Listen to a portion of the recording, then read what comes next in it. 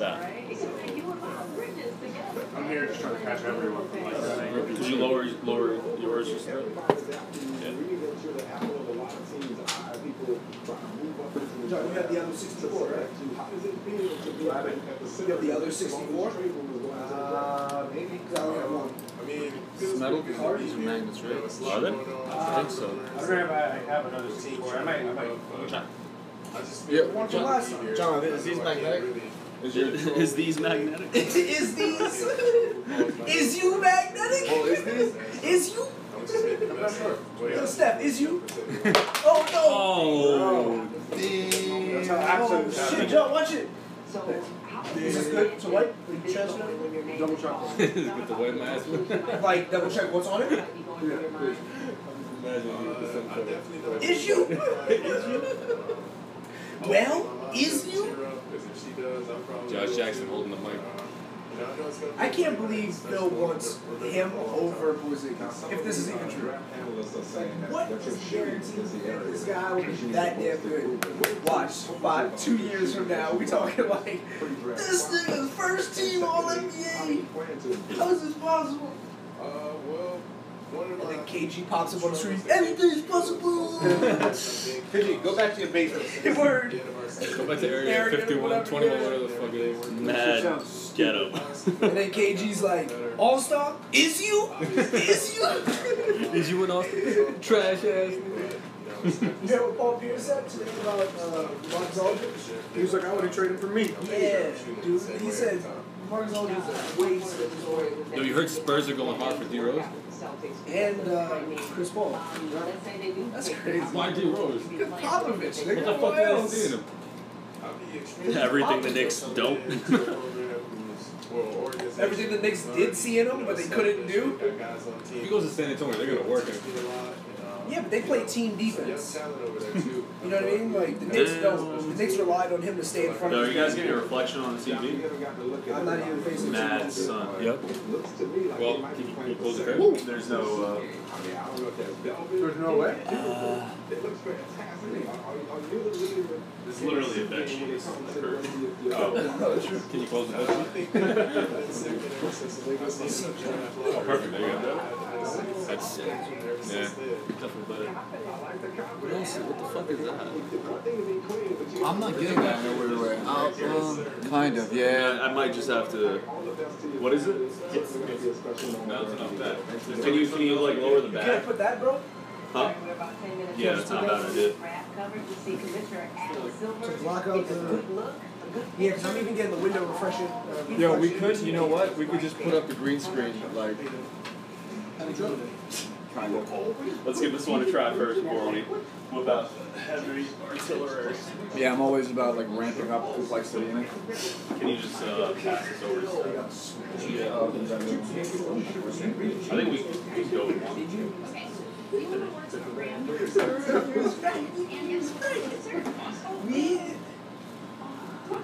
Yeah, I feel like.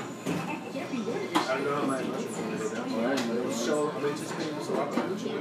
It's just like my emotions I know are going to be this decision that I'm about to make. The reflections are coming from him. Shit. I think it's bouncing off the back.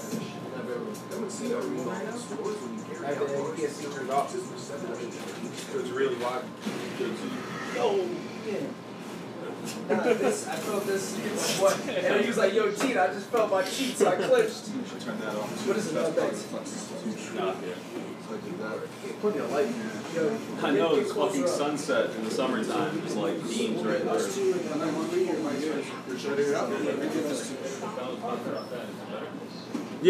Yeah, it's manageable. yo, matter of fact, Fuck. Yeah, let's just do the green screen. Mine looks kind of. Mine looks like worse you're than gonna put it up? Really? What? To block it. Because we're getting mad, like. Yesterday was the longest day of the year. Today, I guess, would be the second, right? Yeah. So, Yo, Paul, what light is this? Is it right here? Yeah. yo, John, come here. That show's already on. It was off. Yeah. I was gonna turn it on just to like, since it got darker on these, so it should block something out. Whatever. Should I just put it on here? He's gonna have to readjust. Nah, I'm letting him rock. Yeah, we got 2 minutes. 2 minutes? Yeah. No way.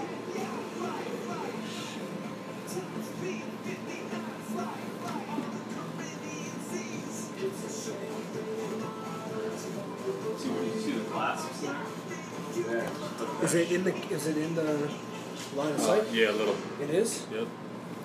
Has to be like right here for it not to be. Isn't So- the camera right here? Yeah, but it's still in it. Dude, towards the outer There, now it's ones, not. you can stretch it out. Yo, is this? It says disconnect. Is it connected there? The line on YouTube? It says disconnect. This is disconnected. Yeah. Yeah, how's it looking? You guys can hear me? The lighting's better. Yeah, it looks a lot. That's the Mets last night. Wilmer Flores didn't appreciate it. Didn't appreciate who he yelling certain profanity at him as he was on the bases. Let's go, baby. I don't think he knows what having respect for the game. Yeah, we're live on Instagram. We're playing Portugal right now. We don't. What did he say back to you? He said, yeah. Next evolution of flipping people off. But no, I'm so sick of this conversation. Even the NFL is loosening up. Like, just that's part of his game. Players need to get over themselves. And like, okay, you lecturing him, he's really gonna change his mind? No, Come on now. that's not gonna do it at That's not all. gonna change. Look, if I hit a baseball as far as we could, I admire it, I take a picture of it, pose with I it. get off a hot take, I look at it like, that was smart. And that's what I do all the time. You never hesitate to compliment yourself. Tom Brady, Yeah, should we start recording? maybe he's looking for a new offensive line here in Tokyo. So here we're Get it right. I did. That's all I'm saying. That's all I'm saying. Trying his hardest. Oh, man. Living his best life. He's serious about this Asian football thing, huh? Yeah, he is. He's over Wait, there. is that combine Tom Brady or current Tom Brady? See, this is current Tom Brady. And I'm glad you brought up combine Tom Brady. Look, I know my man is into health and he's eating all the right 5 rings things. and Yo, someone said on YouTube Live, Knicks have reportedly traded KP to the Spurs for LaMarcus Aldridge when he knows the She's Spurs doing too much with that 2017 firing first round pick. coach here. So Andy Reid gets a contract extension today. But they also fired general manager John Dorsey, who of course fired Jeremy Maclin over voicemail. So is this like next level karma? I guess and he just traded up for the quarterback. So this is crazy. So you fired somebody over voicemail and karma decides that you get fired after the draft. About this. After many years, texted me like, hey, these exes, check it out. That's true. If San Antonio couldn't do shit with J.R. Smith changed the password for real. He said his Facebook was hacked after posting 5 calves. And another tweet. I don't know what's going on with social media, but this is crazy. I'm not leaving the calves. Somebody like to destroy him. His password is password. What's the password? What? The password is what? That must be his password for real. Of course, remember when he said he was hacked after saying calves and 7. Because he was. Like, why would he say Cavs and 7? Then when some He's J.R. Smith. I kind of, They had access to J.R. Smith. They got no fucking By the way, everyone the conspiracy theory. whatever. So Password might be hitting. I don't know. Sexes on me. You come over Like that black market. You say Black so. market stream. We have no Don't put too much so he was sleeping at the workout and sleeping on the subway. He likes to get his nap in. Stephen A., what you think of what Phil Jackson is doing, homie? His very first move as the executive was to sign Lamar Odom, who was on crack. Who was on crack? Yo, could you guys back up the seat a bit? Knicks fans, I feel your pain. Next fans probably want to do drugs right now. They all want to do something. Something needs the pain. Steve, I just no one has that. No one Yo, Live, look at this finish right now. It's gonna be alright. It's gonna be alright. No, it's not. It's not gonna be alright. I'm getting also. You can come back from this. Poor Mello. We're really trying to run him out of town. They're trying to be Creed. Before we call it a day, tell the people we had a good day. Alright, it is a good day for Guapo from the Migos. If he wasn't so busy making hits, maybe he'd be in the NBA draft. He was seriously giving people buckets, most notably Shaq's son, Sharif, because he's slippery. Excuse me, believe me. Y'all get that. I know you do. I'm gonna tell you it was a good day. It was gonna be a good day for him. Yeah, that is weird. It's like freezing. Right? It's your night. I hope he walks up on stage. I hope It he. broke into the kind of look I that. don't know. You okay? Into existence. And his boy is going to the Lakers. Shout out to the Ball family. We talking about shoes and everything. It's their night. The kid. Should we try to like Give me your kill it upside, and just your wingspan. Those of you yearning to shoot threes, I lift my golden lamp beside the Barclays Center in Brooklyn, where tonight the 2017 NBA Draft will commence. Fans starting to file in. The hometown teams will have picks. Sixers will lead the way, and there are some who are already certain that they know what's going to happen in the early part of the draft. A big baller, perhaps 2017 NBA Draft, MadGood Knicks show. Magical rebuilding process for the Lakers. This is the guy who's going to be the cornerstone and the finishing touch. They hope in Philadelphia when the process turns into payoff. But there are other potential stars. The fastest man in the draft. Swipe of the Fox. The Aaron Fox out of Kentucky. And Josh Jackson, a guy that many believe is the top more draft boards than you might imagine. One kind of intrigue will play in tonight as teams go for those assets. And Jason Tatum, the latest Duke star, here to enjoy a night with family and friends. A lot of times, Fultz and Fox might be right up in each other's grills, and I don't think the Aaron's always going to be fixing that bow tie for it. Instead, he'd be trying to tie him in knots. But tonight, everybody celebrates together. The commissioner, Adam Silver, getting the picture for this draft class. 20 men will be in the green room tonight, many more in the stands, waiting for that moment when a lifelong dream is fulfilled, and their name is called in the 2017 NBA Draft. Tonight presented by State Farm, and we are delighted to have you with us from Barclays Center. The drafting will commence right around the bottom of the hour with the 76ers first to go on the clock.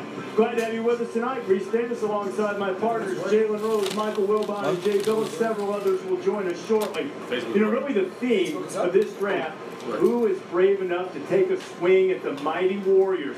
Several teams are charting their course for the future. And Jay, as you look at this, I don't know who will be the transcendent players, but there's I don't know, but I saw Phil Jackson sleeping earlier. There's a ton of depth in this draft class, all the way into the second round. And there are a couple of tiers up at the top, tiers of 5 in my judgment. They just jump right in. It's just about set. But this is a very deep draft, and it's incredibly young. We can see the top 10 picks all being Oh, dude, he's done. He deleted his better be Twitter. quiet for the rest of his career. Your point about taking a swing at the Golden State Warriors, keeping your eye on the ball in this draft is the best thing you can do to build a team. God we selected Because this if you guy look for at the Warriors, Charlotte. they got You're built traded. through the draft, and that attracted Kevin Durant. But, you know, Durant didn't come first. They built that team So I guess it's safe to say Markel's number intelligent 1, right? choices, and it wasn't a top 5 Maybe pick. skip to number 2. When you look at this, Jalen, tonight, number what do you 3. think is the most intriguing storyline? The Sixers, I think, all this time they've been talking process. Now, this is supposed to be the last piece to allow them to start growing out of the payoff. Absolutely. The Philadelphia 76ers move on from number 3 to number 1 to take Markel Fultz. You want to pair him with Ben Simmons, obviously Joel Embiid.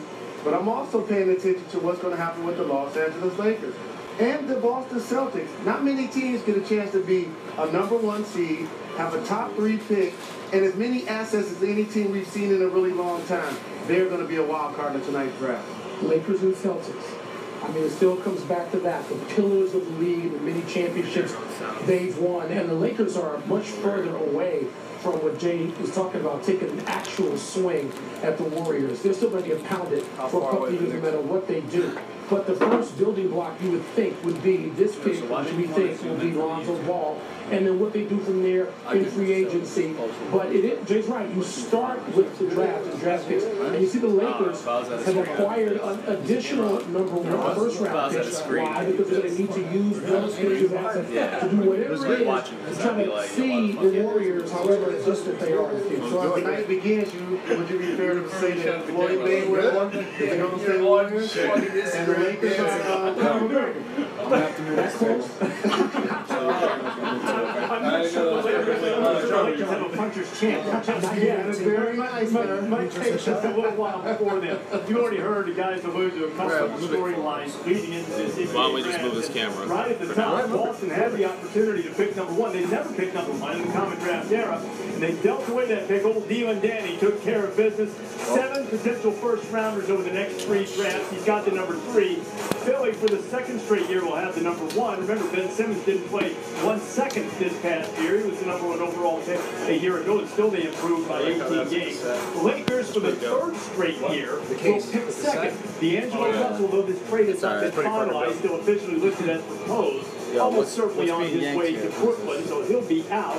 Brandon Ingram will still be around. And Jay mentioned this: the first 10 picks in this draft projected to be freshmen. That will be a record. We have all these extension cords, but everything's like so taut. Back in 2014, so it is the era of the one and done. And one of the reasons that we've had so much movement and talk is because there's not a bunch of salary cap room coming in the offseason as there has been the last couple of years. Teams trying to move assets around, and because of that, there's news constantly and stories churning. Jeff Goodman with us throughout the evening. Jeff, what's the latest you have right now?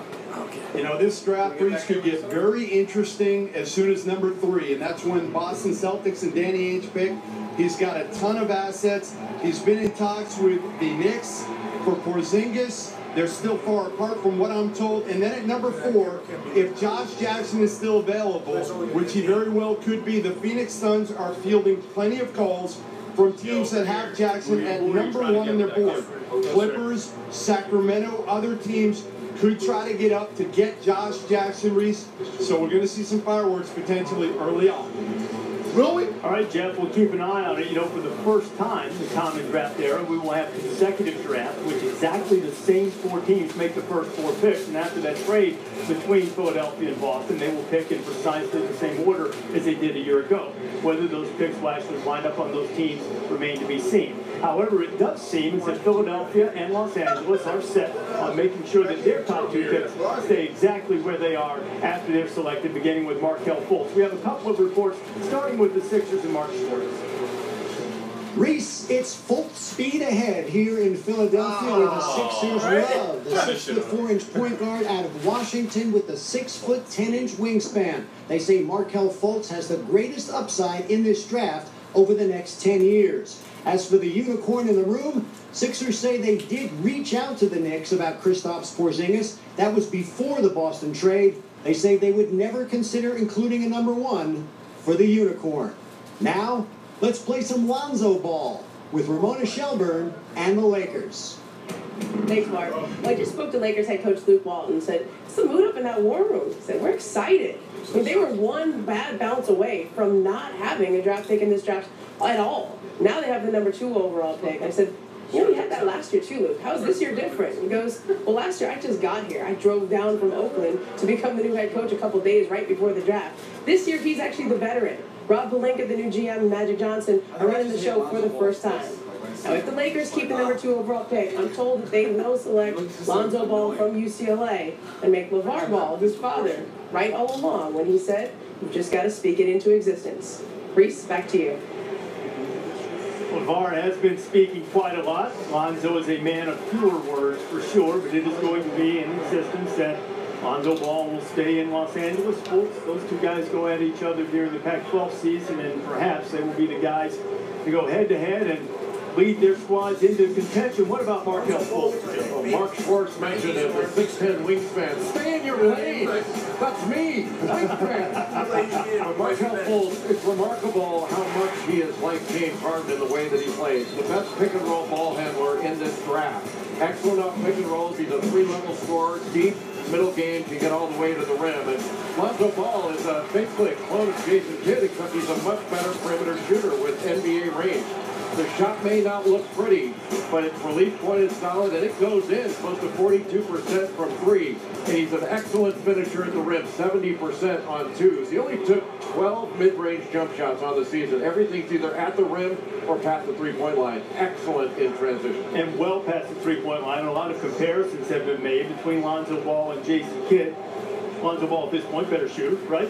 At any point, yeah. he's a better shooter. Tom Penn, who is our front office expert now. Tom, as you joined us in this comparison that's been made, Kid was a consummate leader.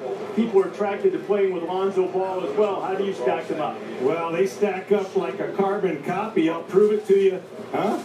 In pictures. Look, they look the same. More importantly, they play the same. You heard Jay talk about it. In transition, get to the rim and finish. 1992, look at Jason Kidd. Now watch present day, a little faster, furious to the rim, nice finish. How about the ability to create offense by attacking the rim? Jason Kidd, that big size, get to the rim, easy buckets. Same thing right here. He can see over everybody, get in there, create layups. Now, how about the half court? You've got to create half court offense as a point guard. On time, on target, in the post delivery, you're going to see a whole lot of the same thing with a 24-second shot clock with this kid. And then how about that ability to shoot it? Jay just said it. Jason Kidd's weakness in college, he was not able to make the perimeter jumper, and we know that Lonzo Ball does. He's got that awkward release, a little step back, bring it across the face, sling it in, it goes in.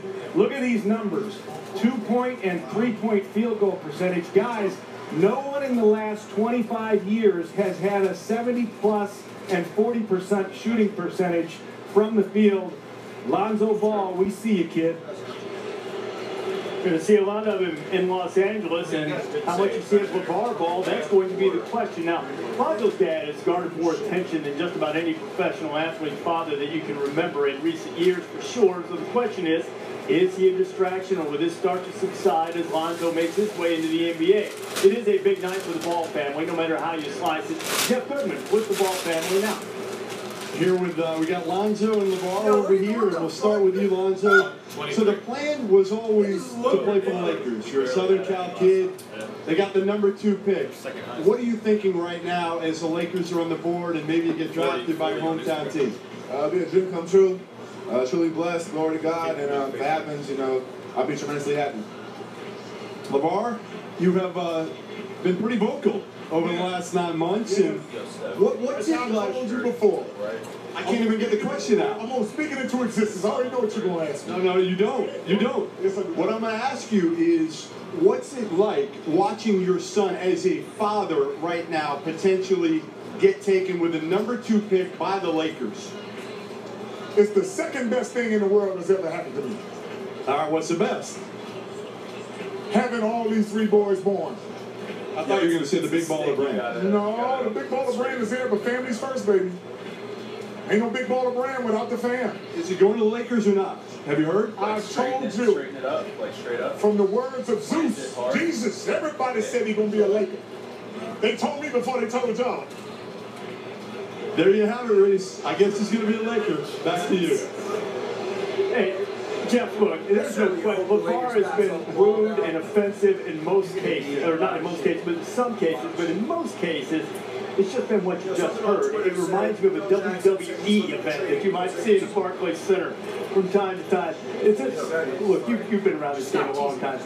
It's as big a deal as people have made it out to be coming up to the draft, Mike. Well, we, collectively, the media, have made this a bigger deal by too often, in my opinion, putting a microphone or a notebook in front of LeVar Ball. I don't need to hear from LeVar Ball. I want to hear more from Lonzo Ball. I want to see Lonzo Ball. It may not be that different. It's sort of a next generation of Richard Williams, Earl Woods, and all those fathers, despite being, hypesters on some level. They did a incredible job doing exactly what they sought out to do when their children were, less than 6 years old. Sort of leading them down a path in which they could become professional athletes and pursue this dream. And LeVar Ball has done that part really well. From now on, what is it that LeVar Ball is going to say is going to add to my enjoyment or assessment of Lonzo Ball for me? This is personal. The answer is nothing. I mean, maybe he's entertaining to some people. I guess he could be.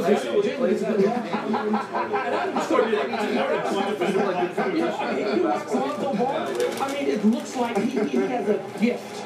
I mean, a lot of people have talents in this draft. To me, Lonzo Ball has a gift.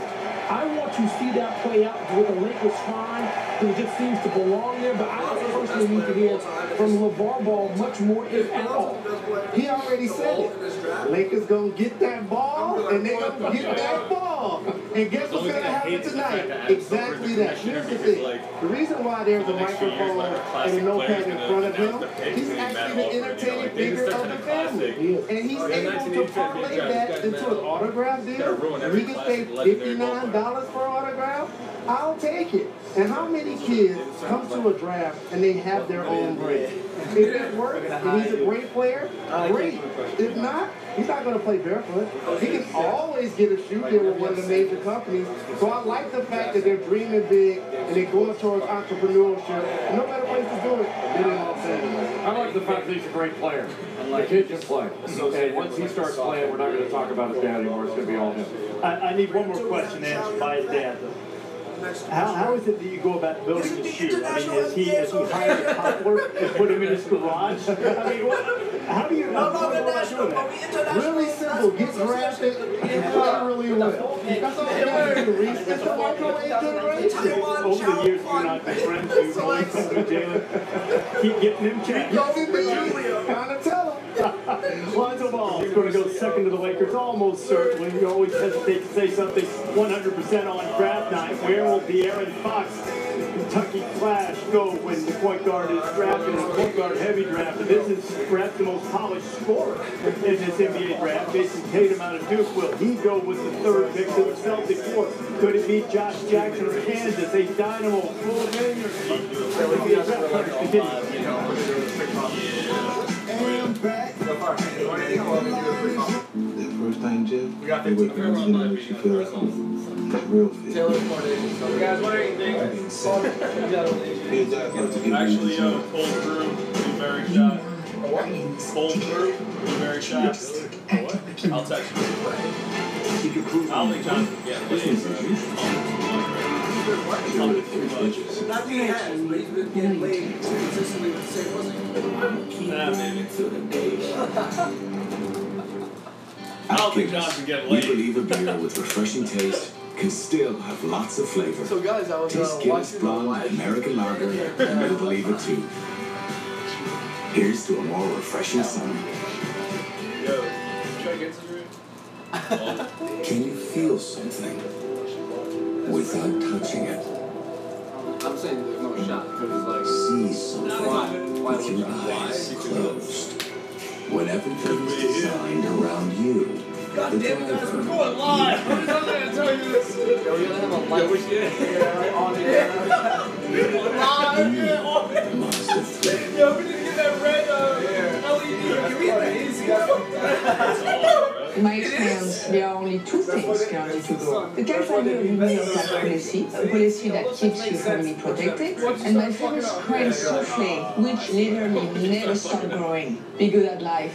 New York life.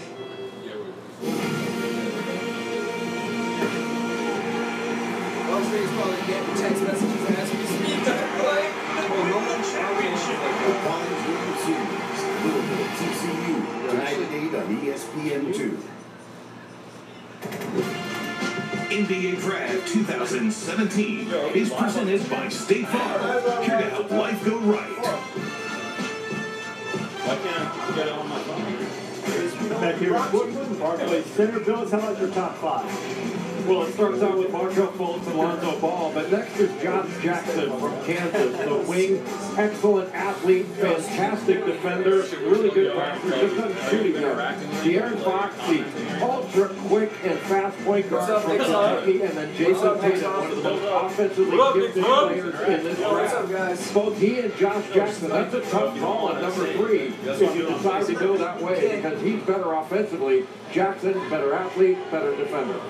Jackson had said there wasn't enough time to do a workout for Boston, but there were some rumors of a late-night workout. We've got Goodman working on that to find out if it's true. At any rate, that is where it seems like the draft will start with the uncertainty of Boston. Make the pick. They'll probably make the pick. The question is, will they keep it or they try to put together a big deal? Dave McMenamin with the latest on the Celtics. Thanks, Reese. The Boston Celtics started the day with a phone call to the New York Knicks to inquire about the services of Kristaps Porzingis. It's taken a they long made a time, significant offer, including the number 3 pick this year, either Jaylen Brown or Marcus Smart, and also we're trying to acquire another first-rounder in 2017 to include in the trade. But the Knicks were asking for too much. I'm told it was a ridiculous ransom that the Knicks wanted. So the Celtics have moved on from that. Talks have not progressed, and I'm told that it is likely they hold on to the number 3 pick. The leading candidates to fill that position, of course, are Jason Tatum out of Duke and Josh Jackson out of Kansas. Back to you, Reese. All right, Dave, as they did last year, the Celtics hold a lot of the cards for the intrigue in this fucking countdown. Everyone who will hear their name called, it's a special moment. A couple of guys who know what it's like to hear their name called in the first round of the NBA draft. Down in the green room now, Jalen and Jay Williams. Thanks, RD. So one of the things Jay Rose and I were talking about are all the random thoughts that go through your mind while you're sitting in the green room waiting for your name to be called. So I know for me, Jalen, I was thinking about what kind of car am I going to get? How about you? What else? What are some of the things you were thinking about? What are some of the things that were going through your mind? Well, you get competitive, and as you sit there out with the 13th pick, you're wondering why certain guys are going in front of you. You're like, I've accomplished more than that guy. I'm better than that guy. And they had the nerve to pick him in front of me. And for me also, I was kind of cared about what I had to wear. I cared about that. Yes, indeed. I cared about that. I thought I was going to get drafted by the Clippers. But imagine if I got drafted by the Sonics. I had a lime green suit to wear that night, too. Thank God you didn't do that. You know, something else I was thinking about, too, Jay, is for me, it wasn't just me making it. I think for everybody at home, when you see these kids, you see how happy they are. It's not just about the kids. It's we made it. Like, my whole family made it that night. Jay Rose's whole family made it that night. Speaking of random things about going through your head, hey, De'Aaron Fox, come over here for a second. He got a nice watch, though. Here, you going to show him the watch? I want everybody to see the watch. Things have changed. You know what I'm saying? All right, so what are some of the random thoughts that are going through your mind right now, dude? Man, who's the first person I get to play against? What else you got? Can I go on Facebook on this computer? Or is it locked out? I'm gonna watch Luke. That's it. Honestly, that's probably the most exciting thing. That's the most exciting I am for anything to watch right now. When people project Lonzo Ball to go ahead of you, how does that make you feel considering you won that head-to-head matchup? I'm fine. Like I said, we're cool with each other, but we're gonna play each other in the NBA, so it doesn't matter who goes first. All right, RD. Well, I gotta ask him a question.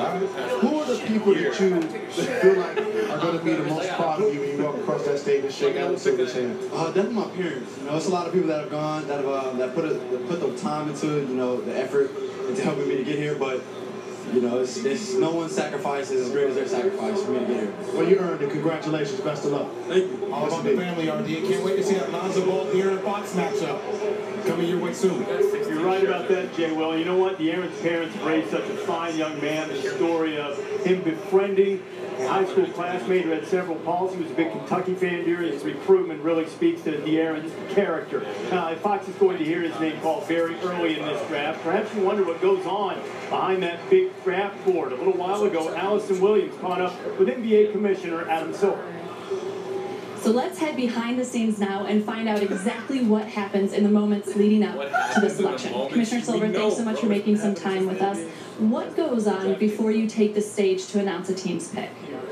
So what happens is, once the team decides who their pick is going to be, and that's generally done in market in a war room that they have, they call it in to an operations room here in Barclays. Old-fashioned hardline phone, call the pick in. It's usually to one of the people in our basketball operations department. That person then checks to ensure that the person they're selecting is draft eligible, is someone who's on our list, does whatever various checks there. Then that person takes a card like this and has a printer there and then prints the name out on the card, and it says essentially what I read on stage with the 4th pick, 2017 draft. That card is then run over to me. Somebody's literally out of breath, brings it up here because it's downstairs in another part of the arena.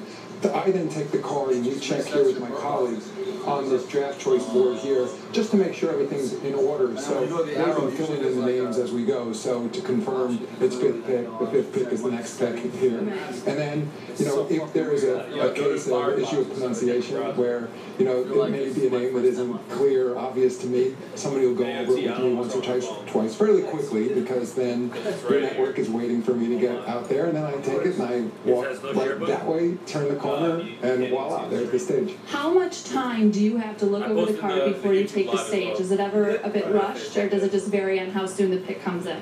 It's fairly rushed. It's, you know, about probably half a minute or so. where we're doing it. Sometimes, you know, as the draft goes on, occasionally there'll be a trade that we have to announce, and sometimes I'll get a hold from somebody because they're not sure exactly what's going on, or they may be still talking to a team about a trade, and they'll be telling you, wait, go out and announce the trade at the same time. But it all happens fairly quickly. Mr. Silver, thank you so much for your time and for a little peek behind the scenes here at the Barclays Center. Reese?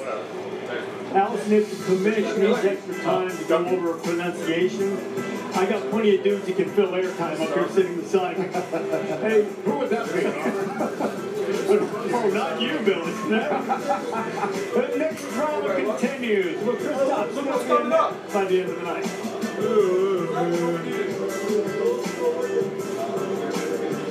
Whopper. Fries. Soda. $10. Is he there? Someone's gonna get fired. Fired and Flame Grill. Get 2 100% beef Whopper sandwiches, 2 fries, and 2 drinks now for just $10. Get the 2 for $10 only at Burger King. We've been brewing beer since the 1700s.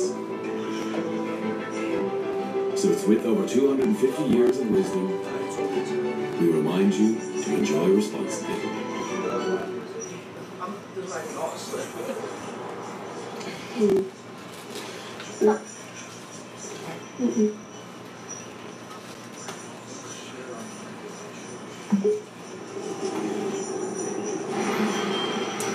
Yo, someone on YouTube Live said, will LeVar walk on stage with Lonzo?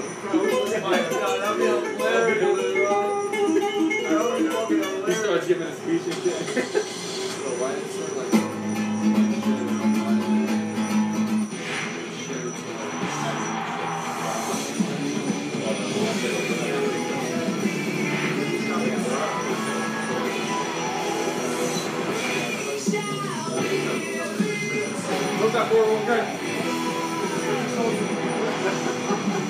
Don't miss MLS Heineken Rivalry Week. Where do you stand?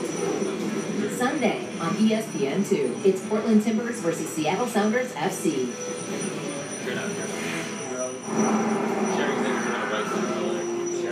1 in 4 pedestrian deaths and injuries involve turning vehicles. Turn slowly. Your choices matter. Comes after us. Cowboy. We don't know how to get rid of him. He's a beast straight out of hell. Are we talking guest star or something larger? It's Ray Curry. How would anybody want to shoot it? Your boyfriend's got a bloody suit. You want me to drive my car? No. Sit in Dunkin's new flavors of summer. Like the chocolatey, graham crackery, s'mores flavored iced coffee. Or the sweet flavor of coconut cream pie iced coffee. Soak up the summer flavors. America runs on Dunkin'.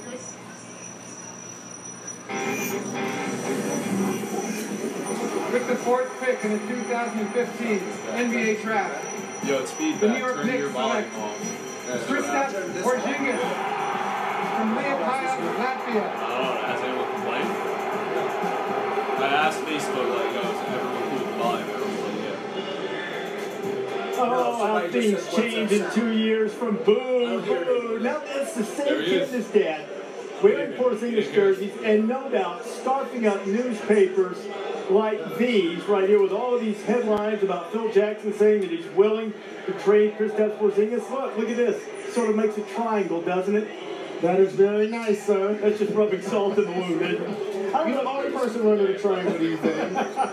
You know what? That would be a bold prediction if you said Porzingis would be moved by the end of this draft. What's a bold prediction? What do you think we'll see tonight? A bold prediction that we're going to see tonight is don't be surprised at number 3 if the Boston Celtics consider taking Jonathan Isaac. Because when I look at Tatum and when I look at Jackson, they're pretty similar to the players that are already on their roster. And they have an opportunity as a number 1 seed with a top 3 pick to take a chance on somebody that may be a project. Can I make a bold prediction? It's going to take a while to pan out. Sure. I think Terrence Ferguson, a name that not many people know about automatically coming into tonight's draft. He wanted to go to Arizona. That didn't work out. They would have been really great for actually going there for 1 year. Even played in Australia That's what we see more and more kids doing now. Wind up playing 1 year, one and done, but 1 year overseas. Played in Australia. A player that I think Jay has in that 2021 area in terms of players available. I think he's going to wind up being a player we talk much more about as a really in the draft position might suggest. That's interesting about Jonathan Isaac from Florida State, number 3. I don't have him that high. I think he's very good, very talented. But I think Jason Tatum or Josh Jackson is the choice there. I'll tell you, with the Knicks at number 8, wouldn't you want to go with the most dynamic scorer you can get? And for me, that might be Dennis Smith of NC State. Now, the issue with Smith is he doesn't play hard all the time. And he certainly didn't last year. He tailed off toward the end of the year. And a guy that doesn't play hard all the time in college, do they do it all the time in the NBA? Man, he is the real deal athletically. He's got a 48-inch vertical measure at the combine. That guy can absolutely score. He is a physically imposing guard. New York would like him. Absolutely, I'm rolling with that. Yeah, he was last year at NC State. He was just a year removed from a knee injury, explosive guy. You know, maybe so. That would be something perhaps even the Knicks fans could get behind on a draft night when they usually just like to yell and boo about it. But that's part of what makes this night fun, isn't it? And the major markets: Philadelphia, Los Angeles, Boston, and New York. All in the middle of this draft night with big stories there. Which guy will go to the market trying to get those franchises on the right track? We know a couple of them. Guys like Tatum and Fox, we're not sure about yet. Or Josh Jackson, some believe he might be the most dynamic player in this draft. Another far away, getting things started. I'm Lonzo Ball and Markel. Tonight, it is draft night in Brooklyn. Stick around. Picks commence short. At Guinness, we believe a beer with refreshing taste can still have lots of flavor. Taste Guinness Blonde American Lager, and you'll believe it too. Here's to a more refreshing summer. Today we're going to learn how to make the mushroom and Swiss king.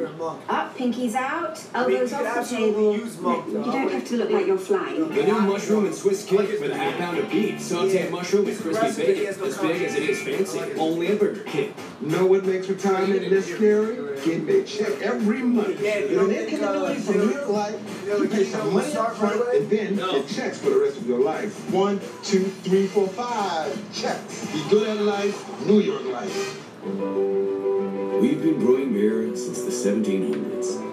We're not alcoholics, we just drink a lot. So it's with over 250 years of wisdom. We drink so much. We remind you to enjoy responsibly. Drink responsibly. Does anybody want to talk? Just talk about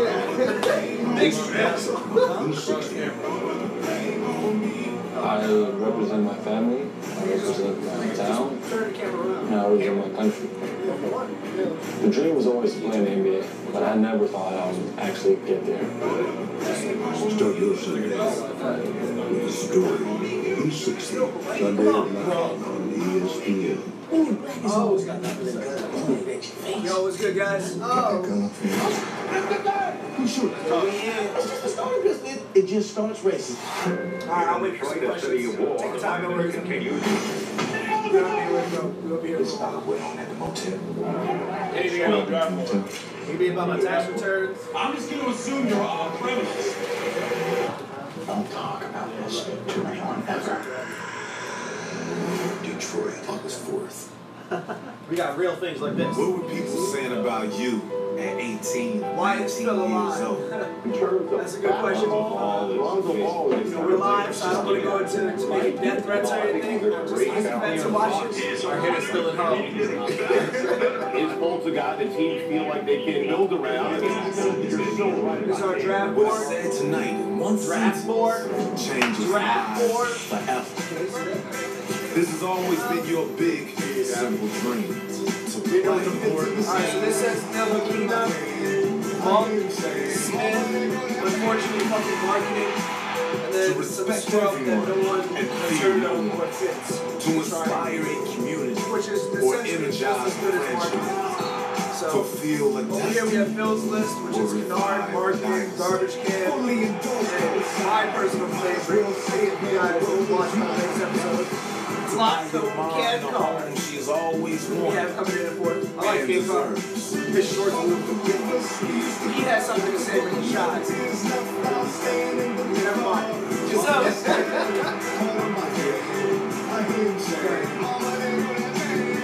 it is a privilege to play a game as your profession. You were joined in a exclusive club of elite athletes.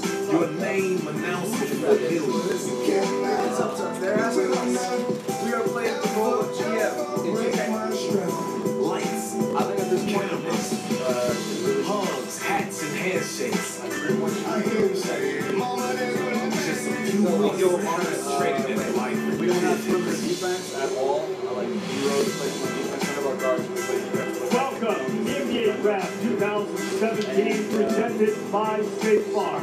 Barclays Center in Brooklyn tonight, just about set to get this draft underway. 20 players in the green room. Here is the commissioner of the NBA, Adam Silver. D-Rose still on the About to go on. draft is going on. Good evening, and welcome to the 2017 NBA Draft at Barclays Center, home of the Brooklyn Nets. These young men here tonight represent the future of our league. A continuation of a proud tradition of NBA players competing at the highest level and captivating fans around the world. Congratulations to the Golden State Warriors for their championship. Shut the fuck up, Adam Silver. And to the Cleveland Cavaliers for a terrific run. Is that Josh Fast? Tonight, these players begin their own journey. Who will be the next LeBron James and Kyrie Irving, both picked number 1? Who will be the next Steph Curry, picked number 7? Seth Curry. Or Klay Thompson at 11. Kawhi Leonard at 15. Draymond Green at 35. Manu Ginobili at 57. Or Isaiah Thomas of the Boston Celtics. He was selected number 60, the last pick in the 2011 draft. Every pick matters. So let's get started. By way of trade with the Boston Celtics, the first pick in the 2017 NBA draft belongs to the Philadelphia 76ers, who have 5 minutes to make their selections. Alright guys, okay. He has that And let's be honest about the Sixers have made their selection. It is a frenzy in the city of Philadelphia. They have sold a franchise record 14,000 tickets already. They expect to be sold out for home games. Markel Fultz out of Washington. Yeah, once the clock hits, that's when they start to do. Alright, we got 3 players. Shoot! Philadelphia won a little bit more this past season than it is in recent years. It ended by 18 wins after finally getting 31 games out of Joel Embiid and nothing from Ben Simmons. Embiid, however, before the meniscus tear, averaging almost 21 games, established himself as a presence. Ben Simmons, who was the #1 overall pick a year ago, missed the entire season with a foot. So both he and Fultz, who will be handling the ball for the most part for the 76ers, we assume, will make their debuts at similar times. Here's the recap of the trade. Adam Silver mentioned the Celtics, who have never picked #1 overall in the college draft era. The Sixers get the #1 overall pick to get the guy who quickly completes the foundation, which can lift them from an absolute doormat with a tank season, stockpile picks, and hopefully over the next couple of years move them into contender status. Now that's quite a gap. We're not trying to put them there next year when Fultz and Simmons have yet to play a second and Embiid's only made it 31 games. But what do you think about where the Sixers are right now and what their potential is? They're a perfect team that embody the enthusiasm that takes place right now in NBA basketball. Just think about this. You talked about them selling 14,000 season tickets. Joel Embiid has played 30 games. Ben Simmons has played no games. And obviously Fultz hasn't either. None of those players played in the NCAA tournament. But yet we understand that they have something special going on in Philadelphia. It's really a treat for their fans who suffered the last couple of years watching their basketball team try to get to this position. Let's see if it pays off. I think it will. More than the last couple. They lost 250 out of the last 325 games. There's one thing that concerns me about them. Jalen, you're so right. You're selling promise. I would always hear you toward the end of your career credit my vets. I'm quoting you. Meaning Mark Jackson and Reggie Miller, if I'm not mistaken. Well, who are my vets for Fultz and for Simmons and Sarge, Okafor and Embiid? Who are my vets besides Gerald Henderson? At some point, you've got to direct all of this future talent and veteran players. Isn't that the way you do it in the NBA almost as much as coaching? Absolutely, no question about it. And the thing is, they teach them how to be professionals, not only on the court, but off the court. And that's really the key is Philadelphia's got to build the culture of winning right now. They have so many young players. And you mentioned the last two players, if they take Fultz, haven't played the NCAA tournament. Now, Embiid would have. He was hurt. I mean, it's like he would have played the tournament. But building that culture of winning so that if they are losing early on, they don't go in a bunch of different directions. That's really the biggest key, I think, with the accumulation of talent they've had over the last several years. Fultz's team at Washington won just 9 games. That's the worst record for any #1 overall pick if he has indeed it since LaRue Martin in 1972. Let's not go to the commissioner out of Knicks Galaxy's like, I'm out of the country, I can't watch, so you're the GOAT. Hell yeah. We got you, boy. Oh, pick us in! The pick us in! Let's see! With the first pick in the 2017 NBA Draft, the Philadelphia 76ers select Markelle Fultz from the University of Washington. Shocker. #1 pick up. It's like that scene that you've seen in the... He just kissed his mom on the moment for Markelle Fultz, who was on the junior varsity at DeMatha Catholic until his junior season in high school. Yeah, we all know at the same time. Steph looks at me, I look at Steph. And now he loves to throw caution to the wind, and now he's going to have to be daring enough to try to lift the 76ers into a winning culture. What are the Sixers getting from Fultz? Well, they're getting he's got an NBA frame already. He's got great length, and he's a 3-level scorer. He can score from deep. He can score in the middle game, and he can score at the rim. Great body balance. By far in this draft, the best pick in the draft. He's essentially a James Harden clone on the offensive end. He's got a quick, high release on his shot. I think one of the things that's interesting about him, though, he has a couple of flaws. One, he's close on defense. He is not a great defensive player yet, although he should be really good. He has some LeBron-type blocks where he chases guys down from behind, but to have a guy like this where offensively he's really got no holes in his game. He's a multi-dimensional scorer that once he comes off the pick and roll, he's got great pace with it. He can change speed, change direction, an excellent finisher around the basket. And then we talked about his physical profile. He's 6'4", he's got a 6'10" wingspan, tip it back America. That's the only thing that's keeping me safe right now. It's like, no matter who we draft, probably he's strong and the kid knows how to play. He's an excellent passer, almost 6 assists per game. He'll stick his nose in there and rebound. 23 points per game at Washington since 2000. That's the third best for a freshman behind Michael Beasley and Kevin Durant. That's a pretty good score. I have a count for him, James. A gentleman named Bradley Beal. His demeanor, his ability to score off the dribble, not necessarily going to be the primary ball handler in Philadelphia, like Beal isn't asked to be in Washington. However, he gets points and flurries at multiple levels that you mentioned. I think he has what it takes to be a big-time scorer in the NBA. First pick is off the board, and as expected, Markelle Fultz joins this fraternity of #1 overall picks all time with the Sixers, Ben Simmons a year ago. Allen Iverson in '96, and the great Doug Collins. Yes, Allen Iverson still playing. That's your guy, Alex Williams. What's it doing? Philadelphia 76. Thank you very much, Reese. Markelle, it was expected, but now it's a reality. How did it feel to hear your name called and walk across that stage as the #1 pick in this year's draft? It was unbelievable, really. I mean, truly a blessing, something I've been dreaming about. Last night, I was just sitting down, just thinking about hearing my name called. And it was unreal, really. Once I heard my name called, I mean, it was like God calling me. So, I mean, I'm just happy. You're drafted by the 76ers, which means you join what's been known as the process. But for you personally, you often talked about trusting the process. What did that mean to you? What it meant to me was anything you do, stick with it no matter what goes on. Stuff not going away, you still got to stick with it. I think that's what I've been doing my whole life between high school and college. So. Like so many guys, you're rocking a very nice custom suit, but what makes this suit jacket special is not what's on the outside, what's on the inside. Do you mind giving us a little peek at the lining of the suit there, and tell me about the inspiration behind it and who you tried to pay tribute to with it? I got my mom, pretty much all my memories inside here, so you guys can see I got a little bit of everything here. I mean, I got pictures, CG, just everything that meant the most to me. Their grandma passed away, so I mean, this is all the memories that got me to where I am today. So. How'd you come up with this? What made you decide to do this? Just the guy, the custom suit. I mean, he told me he can do it, and when I thought about it, I thought like, why not? I mean, it's something nice. It's something that's going to be memorable forever. I mean, he's something to go back and look at. Kyle, thank you so much and congratulations. Reese. All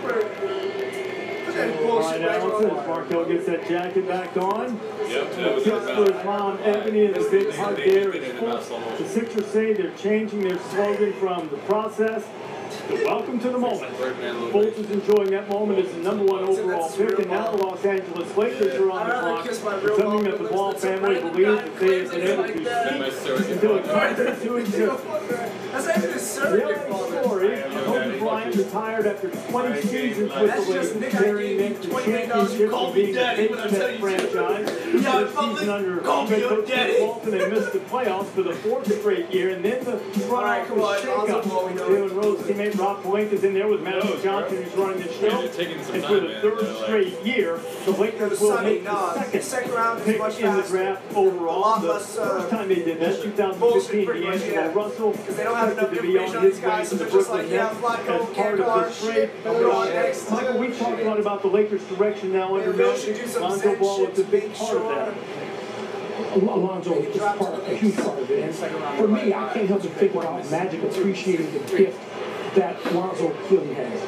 Vision, the ability to get teammates involved whenever they are. Some of the guys that we don't think much of with the Lakers right now, who look like marginal players or barely rotation players, they become better with a great passer. And I know that's part of what Magic's talking about and counting on. To take Lonzo Ball. If I'm the Lakers, I take Lonzo Ball, and I get on the telephone, and I say, other than Brandon Ingram and my #2 pick, you can have anybody you want. Just give me Paul George. Now they're in a position to attract other players to come play with him. Because I don't think that all-star caliber player, other than possible #2 pick, is on their roster currently. I don't think you get a shot at players like Lonzo Ball very often. I mean, think how he transformed UCLA and the way they played just by his very presence. They got up and down the floor, they scored at will. They were the best offensive team in the country. I said, wait, my command! You're stepping out of line, Paul! And I think he's going to translate very well into the NBA. I told him to stop it. I'm going to tell him, I'm going to turn back. He's like, niggas, I'm not saying it's Showtime Lakers, but he's the type of player that can get them back to that. We don't know if it'll be Showtime, but at least for the first time in several years, it looks like the curtains may be parting just a little bit. Foregone conclusion, we believe. Adam Silver about to step to the mic. Tell us who the Lakers have selected 2nd overall. The pick is in. Yeah, I'm going to die. I'm going to laugh so hard. Even Josh Jackson. With the 2nd pick in the 2017 NBA Draft, the Los Angeles Lakers select Lonzo Ball. Even with the shit in practice, what the hell is that with the gang signs? Gang signs. Call me on my cell phone later. Call me when you get to that game, because our brother is surrounding him on this moment that your dad's following him. His family always believed would happen. As much hype as there's been around the big baller brand, as Jay alluded to, this guy was remarkable in terms of creating his teammates. He led the nation in assists. He had the 3rd most assists by any freshman in Division I history. He's basically Jason Kidd. He's got that kind of size and length, and he's really incredible in transition. He gets up and down the floor. His ability to pass ahead is extraordinary. He's a terrific finisher at the basket. He shoots almost 30% on his twos, mostly because he either gets all the way to the rim where he's shooting a three and shot 42% from three. To say that he's an elite passer, he's not only really efficient in full court situations, he's really efficient in half-court situations. Not necessarily a pick-and-roll guy, but he can throw it over his head. He finds people.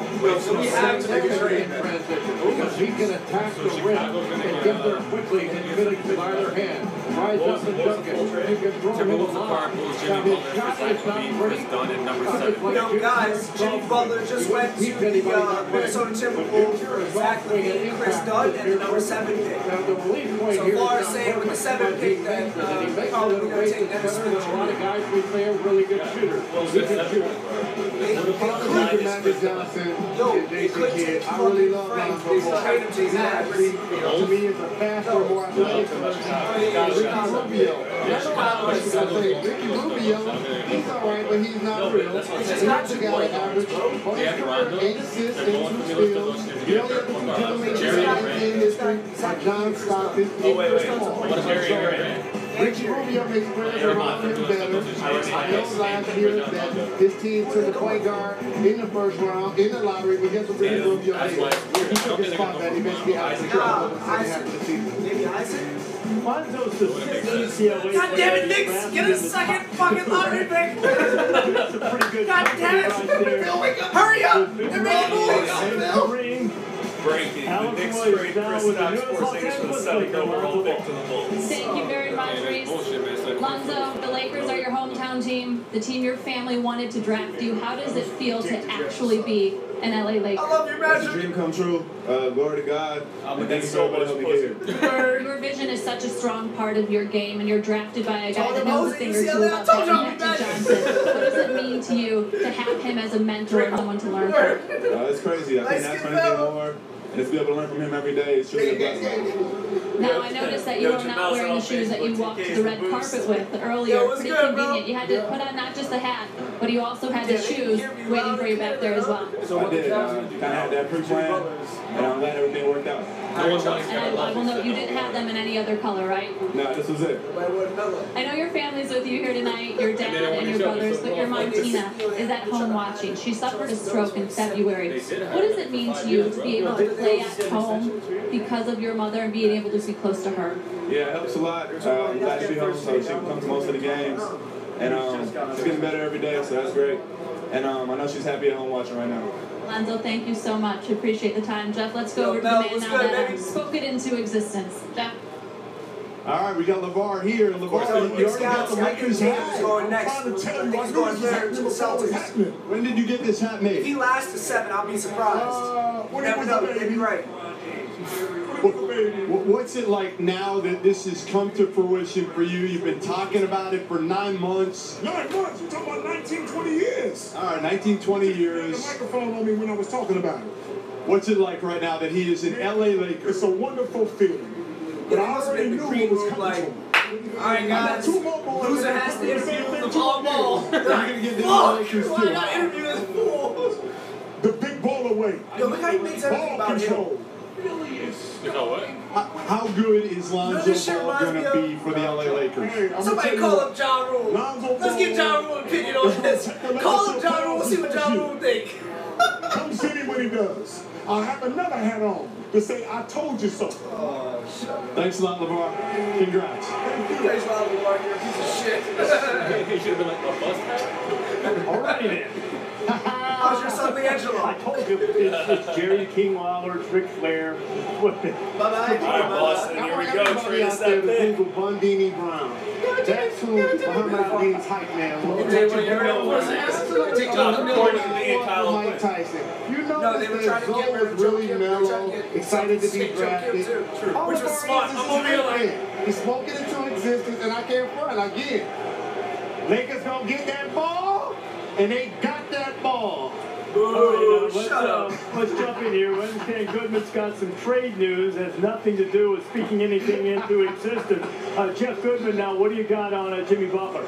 We got a big one already, Reese. And Jimmy Butler has been reunited with his former coach, Tom Thibodeau, in Minnesota. In the deal, Zach LaVine, Chris Dunn, and the number 7 pick go to Chicago. In return, Jimmy Butler All-Star, along with the number 16 pick, going in return. So this is our first big one, Reese. Jimmy Butler on the move. Tom Thibodeau reunited. All right, Jeff, and that's a huge one indeed because the Timberwolves lost more games after having a double-digit lead in the second half than anybody in the NBA. Bottom 5 in the league in defensive efficiency. That will help with having Jimmy Butler. Absolutely, because you don't really affect your starting lineup because Chris Dunn wasn't getting a lot of minutes. Levine got injured, and again, I talked about Ricky Rubio. They drafted Dunn to take his spot, and Ricky Rubio kept it. And so you're asking to try to replace 24 points, 6 rebounds, and 6 assists with Jimmy Butler without leadership. But Chris Dunn is a player they liked last year. Last year we started talking about how the Bulls wanted to trade up to get Chris Dunn. They get him a year later, number 7 pick. This is pretty good. I'm a Jimmy Butler fan. This is pretty good haul for Jimmy Butler. Well, Chicago's going to need shooting. They're 28th in the league in three-point shooting. They need a shooter. Yeah, and that's the thing. And remember, Minnesota's probably going to make that pick at 7 because it's a proposed trade until the league signs off on it. So that big deal involving Jimmy Butler going to Minnesota, Boston on the clock, 30 seconds in. Here's Commissioner Silver. With the third pick in the 2017 NBA Draft, the Boston Celtics select Jason Tatum. Yep, told y'all. Woo! Let's go, boy. Duke forever. This is the 4th straight year a Blue Devil has been selected in the top 3 as Jason Tatum follows suit behind Jabari Parker and Jahlil Okafor. And in Jason Tatum, going to Boston right now, remember I told you at the top, a lot of teams talking in movement, but if you assume that he winds up and stays in Boston, it seems to me that they're probably getting the most polished scorer at this point right now available in the draft. Is that fair to say? I think Jason Tatum represents shooting. The prospects that were available right there, the best prospects. He is the best shooter, the best offensive player among Josh Jackson, De'Aaron Fox, and the like. He's smooth. He's long arm, an isolation scorer. Shoots 85% from the free throw line, and you can put him down in the post. He can shoot over you. He can shoot out the 3-point range, and it's something he's really improved. He's got a great fadeaway. He needs to learn a little bit better defensive intensity, but I thought he was just scratching the surface of how good he's going to be. He missed the first 9 games of the season, but toward the end of the year, he was really a dominant scorer, dominant in the ACC tournament. Without Jason Tatum playing the way he did, Duke doesn't win 4 games in 4 days, which has never been done in the ACC tournament before. But a young man that you can put him in isolation. Sorry, guys, not our fault. Instagram shut us down. He's got terrific. They realize very good stroke. I think he can get a lot better with his guys, that wasn't our fault. His scoring at times has been inconsistent. But he's got a very good mid-range game. In the post, he can take a smaller guy down there and shoot over. He's a very good driver. Excellent step-back move. He can get into your chest and then step away. I think he can be a very good defender. He did not do as good of a job as you would have hoped this year, intensity-wise, and keeping it over a full 40 minutes of play. He's 19 years old. He's figured it out. But I'm a huge fan of his. I think he's an outstanding player. Yo, Ray, as of right now, we're keeping KP, but you never know what he's an old man smoking weed. Standing by. You never know. The former Duke. We hope so. We want to keep KP. Thank you very much, Reese. Jason, you told me you haven't slept the last couple nights. How are you feeling now that you have officially been drafted by the Celtics? It's an incredible feeling. Come taste some of this dick! Yeah, he kind of looks like Jason Richardson before everything I wish for. I'm trying not to cry right now. I'm so happy. A lot of emotions, and I know this is special for you because your mom, Brandy, was one of the first people you loved. She raised you as a single mother, but everything she did was for the best situations possible. As you look back at growing up with her and some of the hardships the 2 of you have been through, what has this meant 19 to you and to her? Dick Jefferson. He looks like a dick. He looks like a bald muskrat. That's what I'm saying. This guy looks like him, but with like everything we've been through. Before the nuclear for my blast. dad to be there, and my grandparents, friends and family, Yeah, I and bet you we're everybody like back his home mom's in age. St. Louis watching, they didn't do it. I know they're happy for me. People always have big plans for when they get drafted, but what are your plans to do to help other single mothers? Will somebody tell that to fucking Markel Fultz? You know, Somebody tell I'll Markel. take a Somebody mothers tell out, Markel. in That's like a school or sitcom. working, Somebody tell for a year Markel. or two, just help, pay for bills and utilities, just be a blessing to, have their list, burden taken off their shoulders. Jason, thank you so much. Congratulations. Let's go over to your very proud mama standing by with J. Will. Thanks, Allison. I'm here with Brandy. Brandy, How does it feel to be up north? congratulations for I said at the beginning of the draft, when a player gets drafted, he just doesn't make it, the family makes it. What's the journey been like for Jason to get here? He's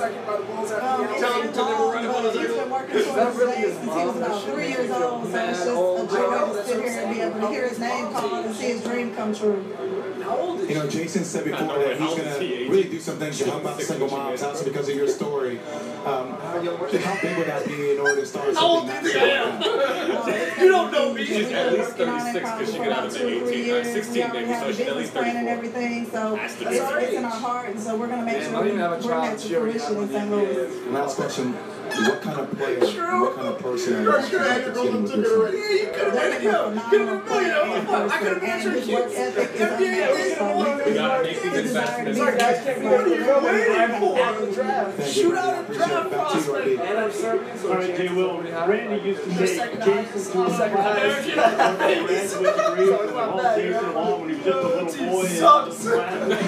He came out and his mom is working. She enjoys his night. And now, this way, Celtics depth chart looks right now. Where Jason Tatum will fit in.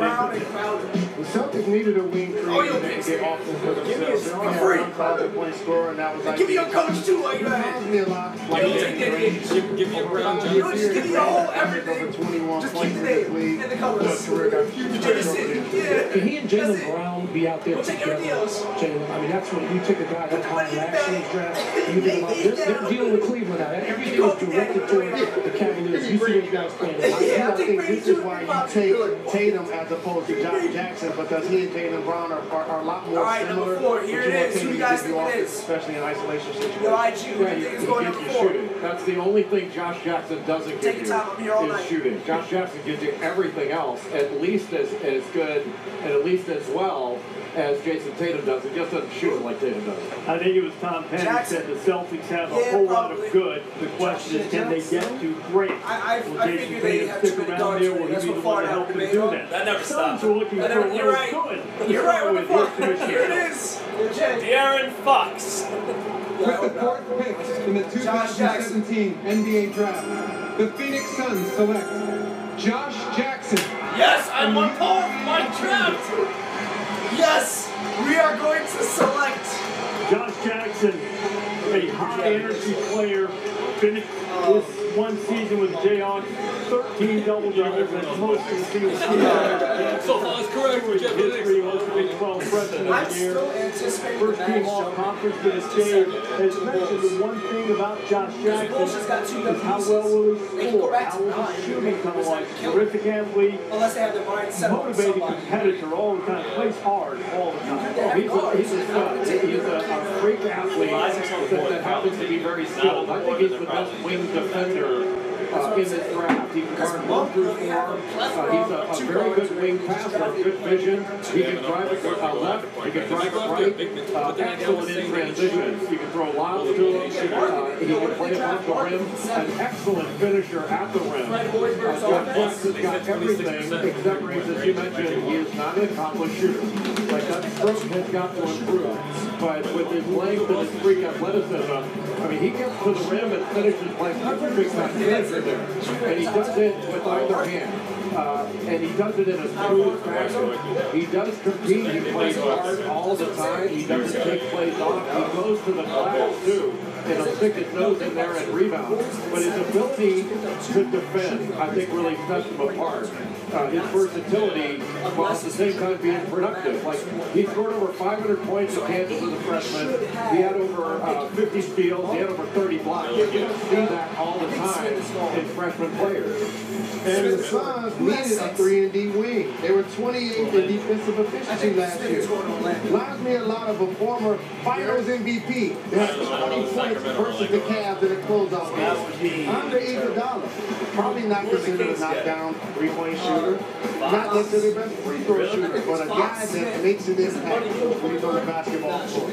Fran Fraschilla says he plays with a chip on both shoulders.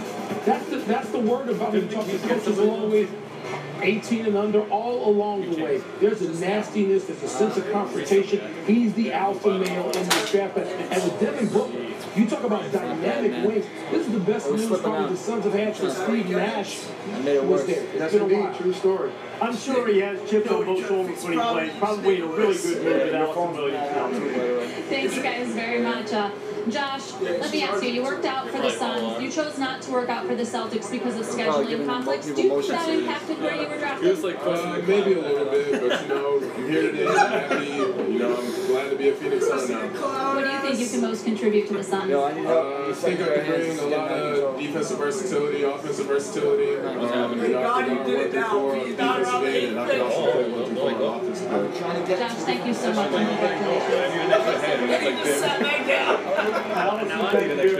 Yo, guys, sorry for technical difficulties. Break in just a moment. Top four picks for the 2017 draft.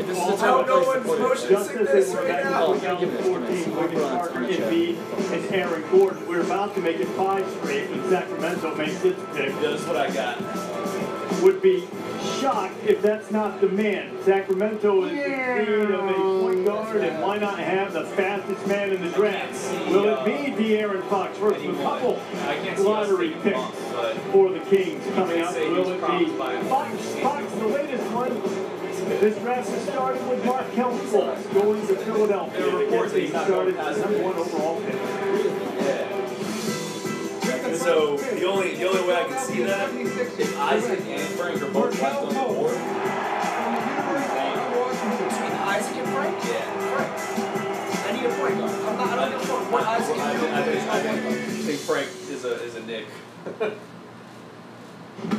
I can't see any other situation. Yeah. My thing is if Dallas doesn't jump, doesn't swap picks with Chicago, Chicago can but easily. and then what would you rather take than Isaac? No, but keep this. There's no way Phil's drafting Isaac. Isaac didn't work out for the Knicks. Isaac is not going to the Knicks. If Chicago trades back to Dallas and just selects Frank or Dallas, they know that they have nothing to lose. If they want Isaac at number 9, they're going to get him. With Father's Day and the draft so close together, Foot Locker asked us to reflect on everything that's new for us on our journeys to the NBA. So he kind of leaves the Knicks hanging a little bit. That's a special. So many memories. All those games were one in the driveway where he let me win. Always, bro. Always. Just never missing a game. Of course, there's that big day when your dad berates your high school coach in front of an entire crowd for not getting you enough touches. One pick right before the Knicks. Waking up early to drive to all those faraway tournaments, or that special moment when your dad sits you down and tells you where you're going to college. Copyright your name to make it a part of a family lifestyle plan. Went on first take and shouted back and forth with Stephen A. Smith about how you're already better than the reigning league MVP. All those interviews from the stands during college games, the public spats with the all-time great soundbite after soundbite to the national media, and then tells 29 out of 30 teams to not bother draft team. We spoke about the Knicks today. It's fishing. We went fishing a lot. But he also said that he would love to live for the Knicks. Ideas come most ugly and messy. He's only saying that because he's not sure if Dallas They are can the make natural it. born enemy of the way things are. Really like Yes, ideas are scary and messy Alright, I'm gonna hit Facebook and and fragile. break this down for everybody. But under the proper care, So what? What are you doing? I'm gonna hit Facebook and break this down for everybody. Steph, let me know about the positioning here. And can you hit the mute you, bud. NBA Draft 2017 is presented by State Farm. Kid? Help life go right. And in partnership with Era, this. the official headwear provider of the NBA. On the phone? You see the whole thing. It's perfect. Like, Detroit. don't move it any closer, further away. It's right in the center. All right, I want to mostly show this right here. Bring it in. Closer. There you go. Keep going. All right. Go. All right, yo, Facebook fam. So this is what I got for you. We got top 5 pretty much done. I think Sacramento's going to be picking Fox. Orlando is probably landing Dennis Smith Jr. Dallas could end up here in the 7th spot if Chicago just picks up Frank for the hell of it, right? If Chicago picks up Frank, then trades it to Dallas. The Knicks have either Isaac or Monk, so let me get rid of that. They just Frank chose part. Fox. I was right. There you go, De'Aaron Fox. Wow. This is coming true. There you go. So number 5, De'Aaron Fox. It's official. Now we got Dennis Smith, Jonathan Isaac, Malik Monk, and Frank on the board. I think it's going to be Malik Monk. What do you guys think? Personality. During recruiting with Kentucky, players were drawn to wanting to play with De'Aaron Fox. So he is the type of leader, type of personality that you would like to do something for the Kings who haven't been to the playoffs since 2006. But I differ with you on one thing. What's that? He didn't produce them. He Okay, you recruited him. He helped them and recruited them. He didn't produce them. Point taken, Mr. Semantics. Now please continue, if you will. Well, De'Aaron Fox is the fastest player in the draft. If this were a race, he would have won this thing. Yeah, he's John Wall fast. He just doesn't have a John Wall body. But now everyone's an got to excellent rejoin. defender. He gets steals and Really deflections. He's very good on the ball and excellent in transition. He's the number 2 transition scorer in this draft. Number 1 was Malik Monk. 6 points a game scoring in transition. Malik Monk, 6 points a game.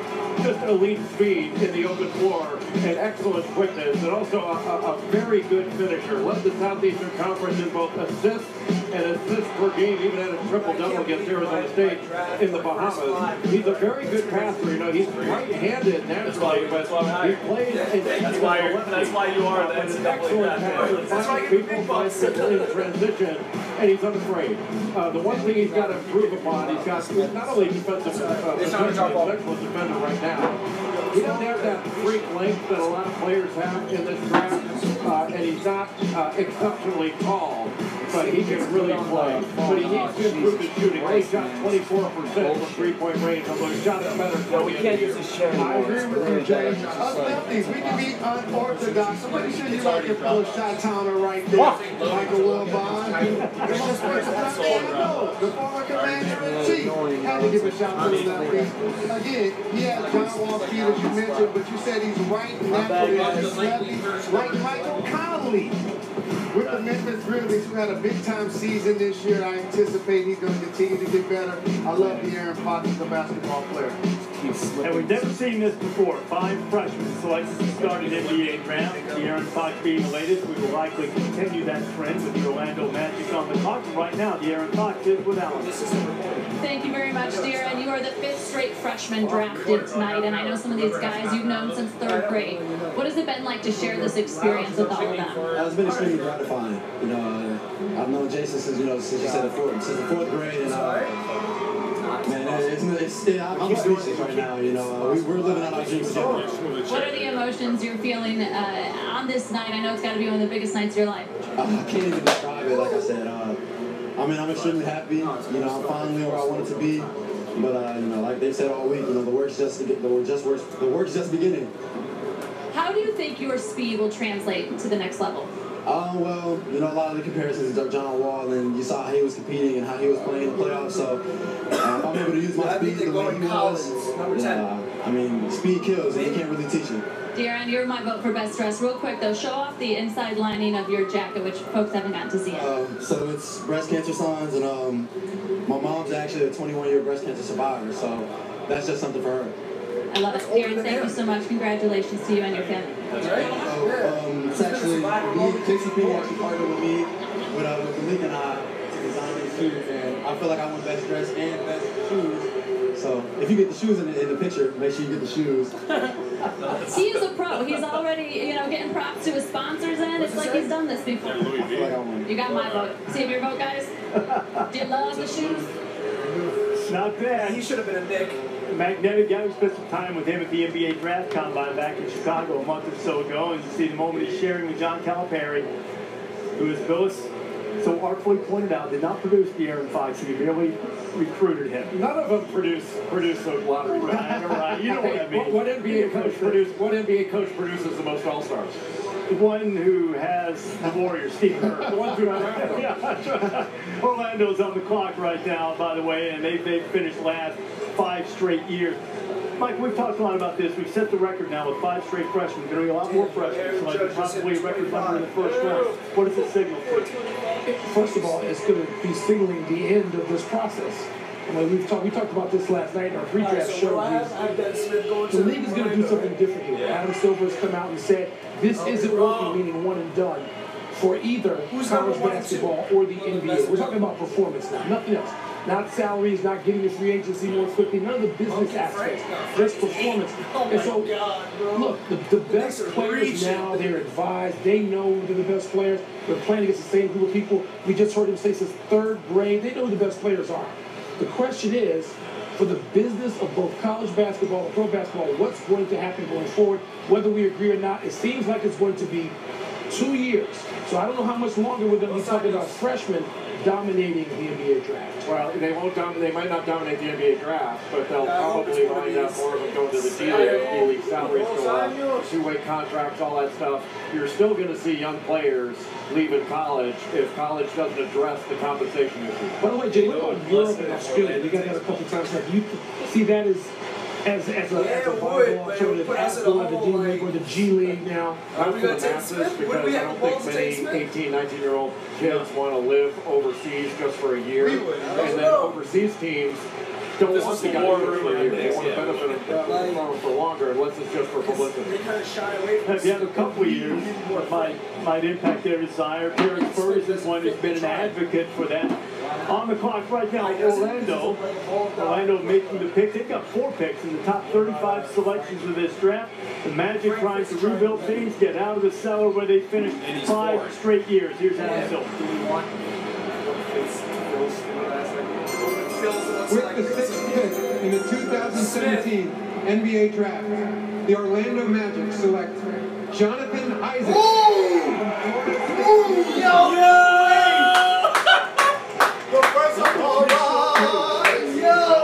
Did you call that? No, but you were hoping that, like... He grew 8 inches over the course of his so we're going to have our selection? Listen closely, especially you, Bill. Are we going to have our selection? He's Anthony Davis. I'm not saying that. What I am saying is being a small guy for a long time growing up, learning how to play guard and getting small later in his career, there are some similarities in that aspect in the skill set that he could potentially bring to Orlando. Did I cover my bases well enough? I didn't mean to throw you off your game like this. I've been begging for a point guard. Sensitive Reese Davis, but Jonathan Isaac, obviously you can see he's real thin. I mean, I don't think he even weighs 210 pounds right now, but he is very skilled, and he's a fluid shooter, and a very mobile athlete that runs with really long strides, and he's got defensive versatility. He can block shots. He's got the athletic ability to guard multiple positions when he gets into the NBA and gets a little bit stronger, and he does need to get stronger. He's got good form, a little bit of a slow release. He shot 42% from deep in February, only shot 17% from deep in March. I thought that was a really interesting finish that he had to the season. But his fluidity is really impressive. He can get up and down the floor, he can drive it. He's got a good feel for the game, and he's a great kid. And everybody get ready to take another drink. He's got ridiculous length. His arms go forever. 7'2" wingspan. At 6'10", and he uses it very effectively. His shooting touch is very good. He shoots from the mid-range, can stretch it out, but he's not consistent with it when he stretches it out. And that's the next step for him, is to be consistent with his shooting. And the base of his game, as you mentioned, Jay, is going to be all about defense. It reminds me of a former player that played most of his career with the Utah Jazz, AK-47, Andre Karolico, who's first team all-defense one time, second team twice, a super versatile wing that led the league in ball. If we can trade with Chicago, if you find a way to trade with Chicago, take that the kind of defensive intensity they hold. I guarantee you, bro, the Mavs are blowing the And Bulls up. how many photos are available? Headed to the Magic. Jonathan Isaac without two. Thank you When very the much, Knicks Reese. come When you up, have just hair that add good, you hold the whatever hat. You know picture where. accent, For right? Jonathan, you were born not far from here in the Bronx, but you grew up in Naples. You played at Florida State. What does it mean to you to be drafted by a Florida team in Orlando? Man, it means everything. You know, maybe I would have loved to be drafted by a New York team so I could come home, but you know, it is kind of home to me. I've been living in Florida for 9 years, so it feels great. So you play in Orlando. What have NBA teams and executives told you about your size when you get into the league? My size, you know, I definitely gotta get stronger. You know, that's the first thing I focus on. I'm gonna gain weight over time, but you know, the first thing is get stronger. Jonathan, thank you so much. Congratulations. Just do it on our story. Jonathan, thank you very much. Seminole. Time to be drafted. So they got Zach Levine and Chris Dunn, right? Now, Chris Dunn's playing Timberwolves guard are on the clock right now. This is going to be a selection for the Bulls. The Bulls and Timberwolves, Jeff Goodman told us earlier, this is the proposed trade. A huge one that would reunite Jimmy Butler with Tom Thibodeau is now coaching the Timberwolves. They need more experience. They need defensive upgrade. Bulls getting Zach Levine, Chris Dunn, and this number 7 pick, which will be coming in just a moment. Yo, you guys, IG, what's up, baby? Tom Penn. Knicks may have a chance We talked to about draft Minnesota needing a veteran guy. What does this do for the Timberwolves? Yeah, Tom Thibodeau says, I don't need a freshman. Give me Jimmy Butler, age 27. Check him out in the landscape. He now gets to shepherd and go with the #1 pick, Karl Anthony Towns from last year. They know they got Dang over there, and here's Wiggins right on the other wing. Put these guys together, and what does he give Tom Thibodeau? Major production. This is a top 15 player in the league. This guy is an adult who's ready to come in and lead. It's time for them to get better, to get more serious, and Tibbs is ready to go now. Great trade for the Timberwolves, bringing this guy right in the middle of all the kids. You got Towns, you've got Wiggins, not yet 23 years old, both averaging at least 23 points per game. So as I mentioned, while the Timberwolves, that's who they will announce this pick for. This is a pick that is going to be made for the Chicago Bulls as a result of that trade. So the Bulls moving Jimmy Butler out of town, going to Minnesota, a team that among the poorer defensive teams in the league. Yeah, we got you. Maybe might be since we wait Minnesota to come out. Let them know, or maybe the Bulls are trying to decide who they want the Timberwolves to It's select. got to be a shooter. It better be a shooter. The Bulls were so far down in three-point shooting last year. If they're going to rebuild, this is what they're finally committing to rebuilding. It's something that the Bulls management did not want to do a year ago. They thought about bringing Rajon Rondo as a way in. They could sort of keep it there, be a playoff team, steal around, almost to the anyway. But now they're finally committed to rebuilding. Instead of that, Jay, has to be a shooter, doesn't it? Chicago was 28th in the league in three-point shooting last year. The two best shooters in the draft are Malik Monk of Kentucky and Larry Markkinen of Arizona. Markkinen is a 7-footer, and obviously Malik Monk about 6'3", and has crazy range. One of the best shooters you've seen in recent memory. Already the winner of the night is the Minnesota Timberwolves. Karl Anthony Towns, Wiggins, and now they add Jimmy Butler. Go with Ricky Rubio, who's going to make people around them better. They are legit now in the Western Conference and in the NBA. They look like a playoff team. Yeah, absolutely. They really do. No doubt about it. You know what? They won 31 games last year. They lost more games than any team in the league, which they had a double-digit lead in the second half. You know, over the course of 82 games, maybe that means something, maybe it doesn't. But it seems to indicate to me that they don't know how to finish. The more they play, the more they'll be able to finish some of those games. And two-way players. Ricky Rubio has quick hands. We know Wiggins can get after a guard in multiple positions. Jimmy Butler can be a defender as well. Not just Karl Anthony Towns rebounds the basketball, gets blocked. Minnesota Timberwolves are that team now with the right inches. Okay, I'm told that Commissioner Silver now is ready with the pick. It is Minnesota officially on the clock to make the pick due to the Jimmy Butler proposed trade at the moment for the Chicago Bulls. This is my draft starts. Y'all ready? The Minnesota Bulls in the 2017 NBA Draft. The Minnesota Timberwolves select Larry Markkinen. Yes! Are you kidding? Yeah! I knew he's going to the Bulls. Yo, we said it. Yo, guys, let's go, let's go. anyone who they wanted? Are you kidding? Don't fuck this up and draft Donovan. That means Larry Martin is about to have crazy about playing early in the morning, late at night. They finally made the rule. No basketball before 7 a.m. or after 10 p.m.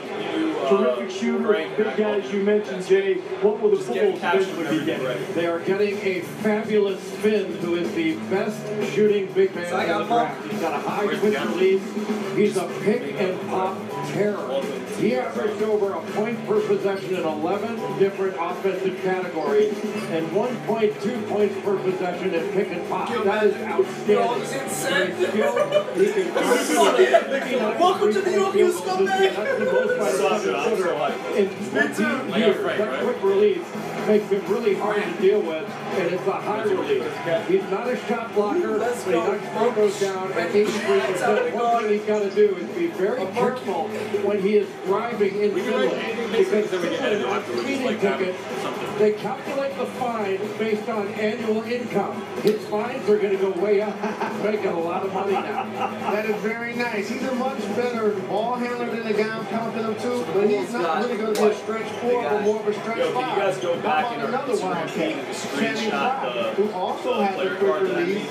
He's done a really good job over his career, knocking down 3-point shots at a high clip at 39%. It's okay, you guys are big boys. So I like it, marketing to Channing Frye. Marketing selected by the Timberwolves to be part of the proposed trade to the Bulls, which Jimmy Butler will be headed to Minnesota, and so now the team on the clock, the New York Knicks, with the 8th overall pick, and man, oh man, have they been almost headlines in a season of drama for a team that really hasn't played very well. Derrick Rose had a little disappearing act. Phil Jackson took to Twitter about Carmelo Oakley rumbling all over the place. Joakim Noah suspended. And then the Zen Master trying to push Carmelo out, telling him it's time to move on. Kristaps Porzingis blew off the exit meeting, which has irritated Phil and led to the declaration earlier that Phil Jackson said he was willing to trade Porzingis if the right deal came along. All of the back pages here in New York for the last few days have been just excoriating Jackson over this and wondering whether the Knicks, in fact, know exactly what they're doing at the moment as they wait to see what they will do. No matter what, how things can change in 2 years. Remember at the top of the show tonight, we showed the dad and the little kid who were here a couple of years ago. There he is, right there. When they selected Porzingis, he put the thumb down and they were all going boo, boo. Yo, somebody's like, I'm back with They're as irrelevant now as they were when they chose Porzingis, which is not a comment on Porzingis. It's a comment on the New York Knicks. I know the building will go crazy, and it's exciting here in metropolitan New York. The Knicks are one of the most irrelevant teams that we're going to talk about tonight. And that kid is wearing a Porzingis jersey, but it doesn't mean he's not going to be crying in a few minutes. Well, we've been crying tonight. James Dolan, we have a concert going on right now. Right, he's playing the Straight Shots band. I think he's playing with the Straight Shots tonight. Must be nice to have the fourth number Good job, Phil. Way to go, Phil. Pointing that out to me earlier today that Dolan. Alright, you fucked up last 4 seasons. This is a chance to redeem yourself. Start from zero. Phil was nodding off some of the draft workouts. Bro, and there hasn't been a lot of success. So how much do you attribute this? Is this a lack of leadership? Look at our record. We have to win an entire season's worth of games. Last was a genius move for James Dolan to bring in Phil Jackson, pay him $60 million when fans were picketing his ownership. Gave Phil autonomy, they gave Carmelo Anthony no trade clause, drafted Porzingis, and everybody was happy. Now the Knicks, as you guys have mentioned, are right back where we started. And so the Knicks with the 8th overall pick. Let's see what kind of reaction we get here in Brooklyn. Commissioner Silver. Here it is. With the 8th pick in the 2017 NBA Draft, the New York Knicks select Frank Ntilikina. Interesting.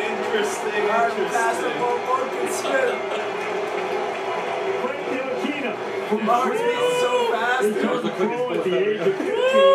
And a much more positive reaction perhaps from the Kristaps Porzingis reaction a couple of years ago. Is Ntilikina, who is still in the middle of his French League playoffs, in fact will leave in the wee hours according to get back for a decisive Game 5 in the playoffs. He wanted to be here for this moment. And the Knicks, because they come their own way all the time, they end the run on freshmen at the beginning of the draft. Well, I guess Ntilikina, if you play college ball, he's about the same age anyway, right? He would be a freshman, yeah. So, Ntilikina going to the New York Knicks. He's the MVP of the FIBA Under-18 Championships. Averaged about 15 points, 4 assists per game. Got some length to him, but not much of a height advantage on Adam Silver. Here is Frank Ntilikina, the 18-year-old from France.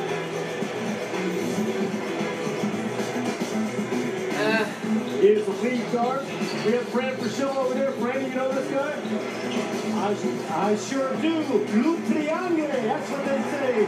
Welcome to the Triangle, Frank. Let's just hope it's not the Bermuda Triangle, okay?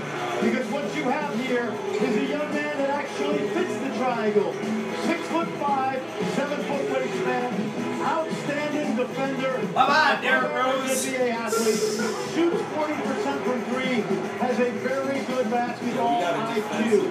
He's over 18 years old. Keep that in mind. In the context of the European League, he's going to get better. And the big thing for me, I mean, I would have been like, Dennis Smith is the sexier choice. Definitely. I would have been happy with Mark. Look at his face. He's going to be like that jersey, where you're going to see getting breaking rules. No, I trust him. He's from Milwaukee.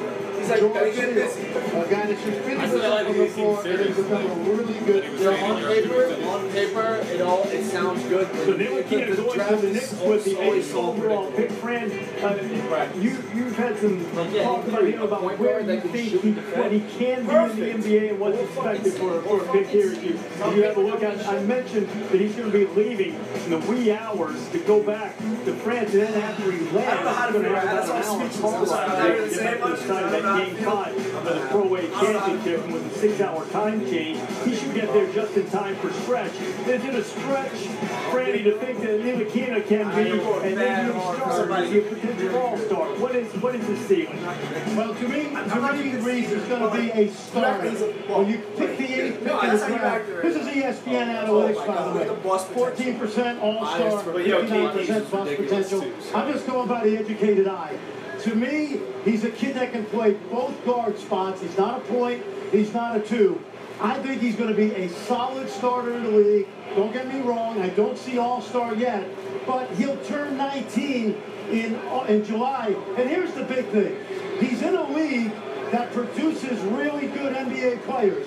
The French Pro A League, Tony Parker, Nick Batum, Rudy Gobert, of course, Diaw. If you put him in college, he's averaging 18 a game. But he's a role player, a starter on a really good French team. Long-term, starter would be great, Knicks fans. Don't think anything more. If he becomes a star, celebrate. But I like the pick because I like his long-term potential. And Fran, as it regards to competition, didn't you say North Carolina would get whooped by 40 by a team in the French League? Yes, I think the best teams in France and Europe would annihilate the best college teams. I do. All right, Allison, I just want to throw you under the bus, Fran. Allison Williams with Frank Ntilikina. Thank you very much, Frank. You traveled across the Atlantic while your team is playing for a championship to be here tonight. Why was it so important to you to experience this night? I mean, to be here just like a dream come true. So to me, it was really important to be here. I didn't do any workout, but I mean, to be here in the U.S., enjoying the process with my family was really important. You got to spend a few days here in New York City. Tell me, what do you know about the New York Knicks? Definitely a great organization. The New York Knicks has a great story, and actually they're playing basketball that brings championship. So definitely. Speaking of championships, you're going to try and win one tomorrow. Tell fans a little bit what your next 24 hours looks like. I Actually, I have to go back to my city back in France tonight, 2 a.m. I have a flight. And yeah, definitely we're trying to get the championship tomorrow night, game 5. Close that game. So a little bit crazy, but that's what we play for. Frank, congratulations and good luck. Safe travels. Reese? Safe travels indeed, Allison, as the Dallas Mavericks about to make their selection. Mavericks making their first top 10 pick of the Mark Cuban era. They dropped some French Power Rangers. Announced. Can we get back into this lottery, Phil? In the 2017 NBA Draft, the Dallas Mavericks select Dennis Smith Jr. from North Carolina State University. Dennis Smith Jr. was the freshman of the year in the ACC, averaged better than 18 points per game. We were talking about him earlier tonight. He had a knee injury in high school, came back last year and played well for the North Carolina State team that did not meet the expectations. Dennis Smith Jr., an explosive athlete. They do question his effort from time to time, at least in terms of consistency, but now he's going to the Mavericks, their first top 10 pick. They took Robert Kramer and immediately traded him for David. Well, first, it's very cool that Mark Kyrie is there with that. He's a physically imposing guard that's got a 48-inch vertical. He is beyond strong and explosive. He can get to the basket off of pick and rolls. It's like trying to guard a bowling ball going downhill. He's the first player since John Wall in college, the first freshman to average 15 points, 6 assists, and 1.5 steals. He is not a focused defender. That's the one problem he's got with him. He does get a lot of steals, but he gives up a lot of buckets. He doesn't always play hard on defense. He could be a big-time defender if he did, because he's got that kind of ability. Freaky shooting, but he does have NBA range. He's wired to score. I mean, he has 2 triple-doubles in ACC play. That's never happened. At 6'3", 195, here's another guy, Stevie Franchise, that had a lot of bounce to his game. That you couldn't stay in front of one-on-one. So who was that to cross over there? That could twist and turn and play. $50 bus potential. That's what you compare him to. That's the only one that was multi-time all-star. But always know what's in the league. Average fewer than 100 points per game. He's developed. I compare him to Dennis, thank you so much. bust. Grace here with Dennis Smith Jr. As you walk across that stage, you know, you do so as defending an ACC Rookie of the Year, but now you have your sights on a different Rookie Award. NBA Rookie of the Year is what you said you want to achieve next year. How do you go about doing that? By doing the same thing that I did last year, you know, continuing to work hard, believing in God and controlling what I can control. In a draft with so many talented point guards, what do you think you did to separate yourself a bit? You know, I just went out and competed every chance I had. The numbers speak for themselves, but, you know, I just got to focus on being the best Dennis Smith Jr. I can. Did this night go as you expected it? It did. It did. It's all God's plan. All right, Dennis, thank you so much. Congratulations. Reese? All right, Allison, so the Kings for the second time in the top 10 on the clock to make their first pick in the first round. They already have the Aaron Fox. The Kings are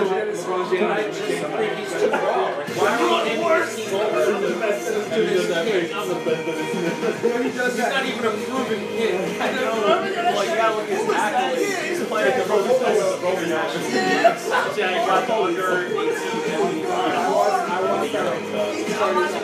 He was like insane 7-foot wingsman, ball head, play defense on the perimeter. Like, there's a lot of upside here. He turns the ball over.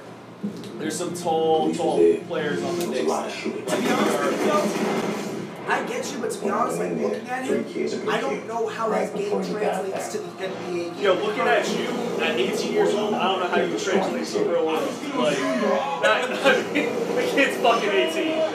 I don't even translate to the real life. That went a different direction. But I'm talking about his game. All about the deflections, theoretical potential. Potential. Like, yeah, but based on what I saw from him in Europe, I don't see his game translating to the NBA game. You know what I mean? Like, so why'd you want him? Right. You want to do like it. I said you're good. I'm getting thumbs up.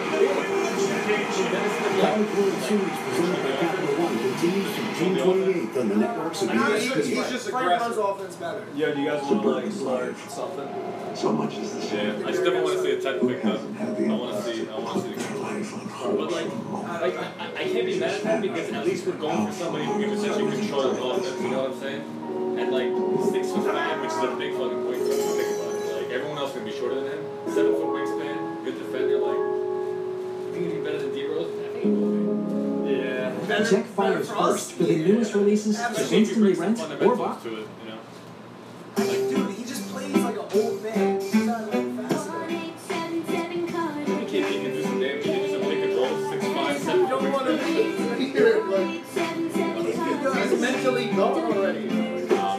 So Knicks fans aren't liking him, then they're like, not getting bummed out. There was so much potential. So accepting boats, motorcycles, RVs, and real estate. I thought that was the actual next page. Welcome back. The NBA Draft 2017 presented by Big Farm here in Portland, Barclays. Sacramento Kings are on the clock right now. We're waiting news on their selection. If you just happen to be joining us, Jimmy Butler back to trade of the night. Until it comes to the league officially, and they have the trade quality still. What they proposed trade, they just can't afford to happen. Why does that say proposed trade? Green, Chris Gunn, and number 7 pick with salary marketing out of Arizona. Jimmy Butler. All of that young talent in Minnesota. Now they've got a veteran leader. Tom Thibodeau, of course, very familiar with Butler from Thibodeau's time in Chicago. And as I mentioned, with Sacramento about to make a pick officially, Jeff Goodman has news on that pick coming up. Yeah, the Sacramento Kings have traded this pick to Portland. The Trailblazers have 3 picks in the first round, 15 and 20. They're swapping with Sacramento here to move up, and they're going to take Zach Collins, the freshman out of Gonzaga, who I just looked at, and he's thrilled after receiving the news. So second trade of the night, Zach Collins to Portland. What's in it for the Kings? All right, Jeff. So Jeff reporting on the trade with the Kings still technically on the clock. Adam Silver is about to step to the podium and announce the selection that the Kings will make. Soon will be on its way to Portland. With the 10th pick in the 2017 NBA Draft, the Sacramento Kings select Zach Collins from Gonzaga. Zach Collins was instrumental in Gonzaga's terrific run all the way to the national championship game, which they lost in North Carolina, and Collins was sensational. This is a guy who didn't start until his senior year in high school, Jay, but he's a guy that is highly skilled. You believe maybe among those guys you set behind in high school is going to end up being the best player of the bunch. Oh, when he was in high school at Fishing in high school, not against he was Steven Zimmerman and Chase Jeter. So he wasn't the best player in his high school team. He wasn't the best player in his college team. But he's the best prospect out of all of them. He's a two-way player that's got NBA range on his jump shot, a good touch. He's an excellent finisher around the basket, really good speed. Really He's like, bullshit! I forgot the time!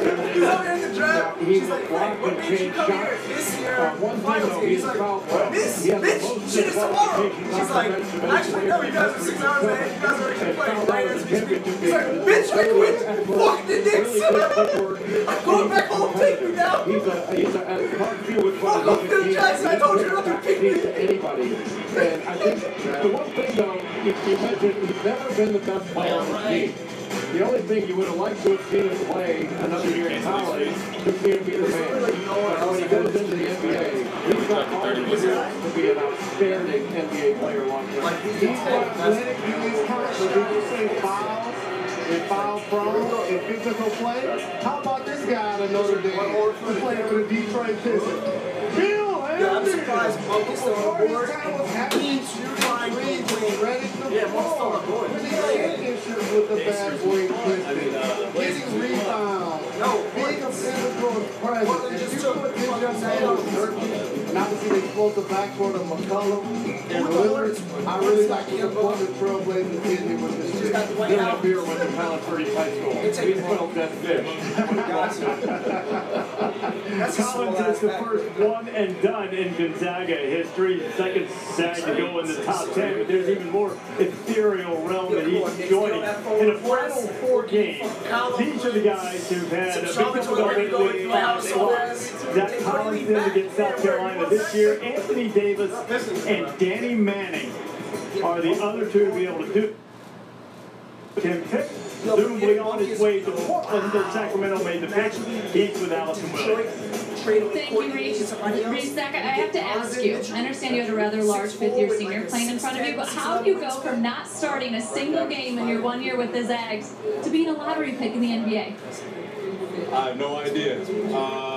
All I can say is that, you know, just playing behind a guy like that all year and learning from him and, you know, having the type of trust that the coaches had in me the whole time and, you know, to go in and play those small minutes and produce in those small minutes, you know, I got to, you know, attribute that to staying in the gym and working on things that I couldn't necessarily show in every single game. But I know when I got a good opportunity, I go out there and perform. Zach, thank you so much. Appreciate the time. Congratulations. Reese? All right, Alice, I wonder if Zach is going to want to keep that cap as a souvenir. We're trending in for Blazers one shortly. The Hornets are on the clock. Would Michael Jordan dare go Justin Jackson, Isaiah Harris, Kennedy Hughes?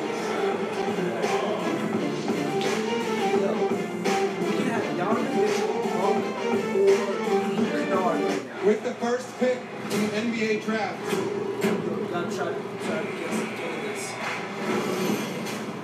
I knew there was something like that, and now they want to buy. That's all.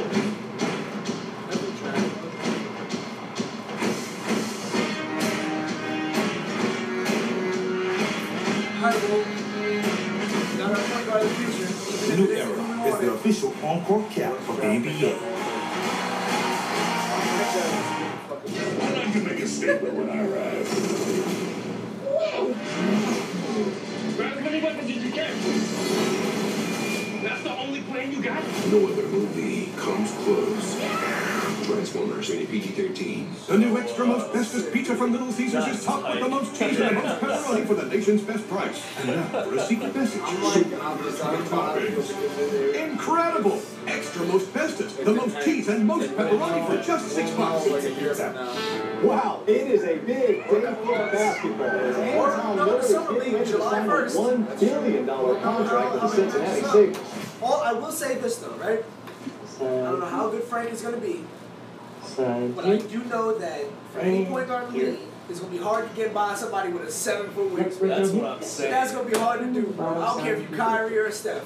That's hard to do. It doesn't matter, I will shoot over you if I'm not. 7-foot wingspan, though, bro? That shoot over a 7. Bro, they were shooting over KP over anybody that's playing. This is KP with just his arm out. This is Frank, who can actually match in front of you with 7-foot wingspan as well.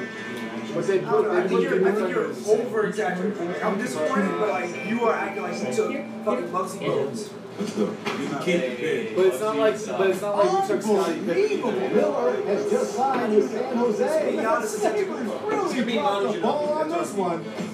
Like solid fucking player. Yeah, but Manu looks like a normal man. This kid is pretty Sunday night baseball, at 7 o'clock, National League Central photos blinding and Cardinals starting 7 o'clock on ESPN. Baseball night, Sunday night countdown, we're all streaming live on the ESPN app. That picks have been made in this 2017 NBA draft, and at the moment, the Charlotte Hornets will make the next pick. 0-9 in one possession games last year, looking for the scoring help to Kemba Walker. Absolutely, maybe Coach Cal will be celebrating somebody as you mentioned, Kemba Walker, they can immediately get you buckets. Some high-scoring guard. It'll be Malik Monk. Malik Monk double them. I wouldn't have expected Malik Monk to fall down to 11, but that, if they do take him, I mean that's a good get at 11. He's the best backcourt shooter you believe in this draft. I think he's the best shooter. Period. The closest thing to him in shooting would have been Lowry Markkanen, the 7-footer from Arizona. But I think Monk is the best shooter in the draft. So what about the drawbacks for Malik Monk?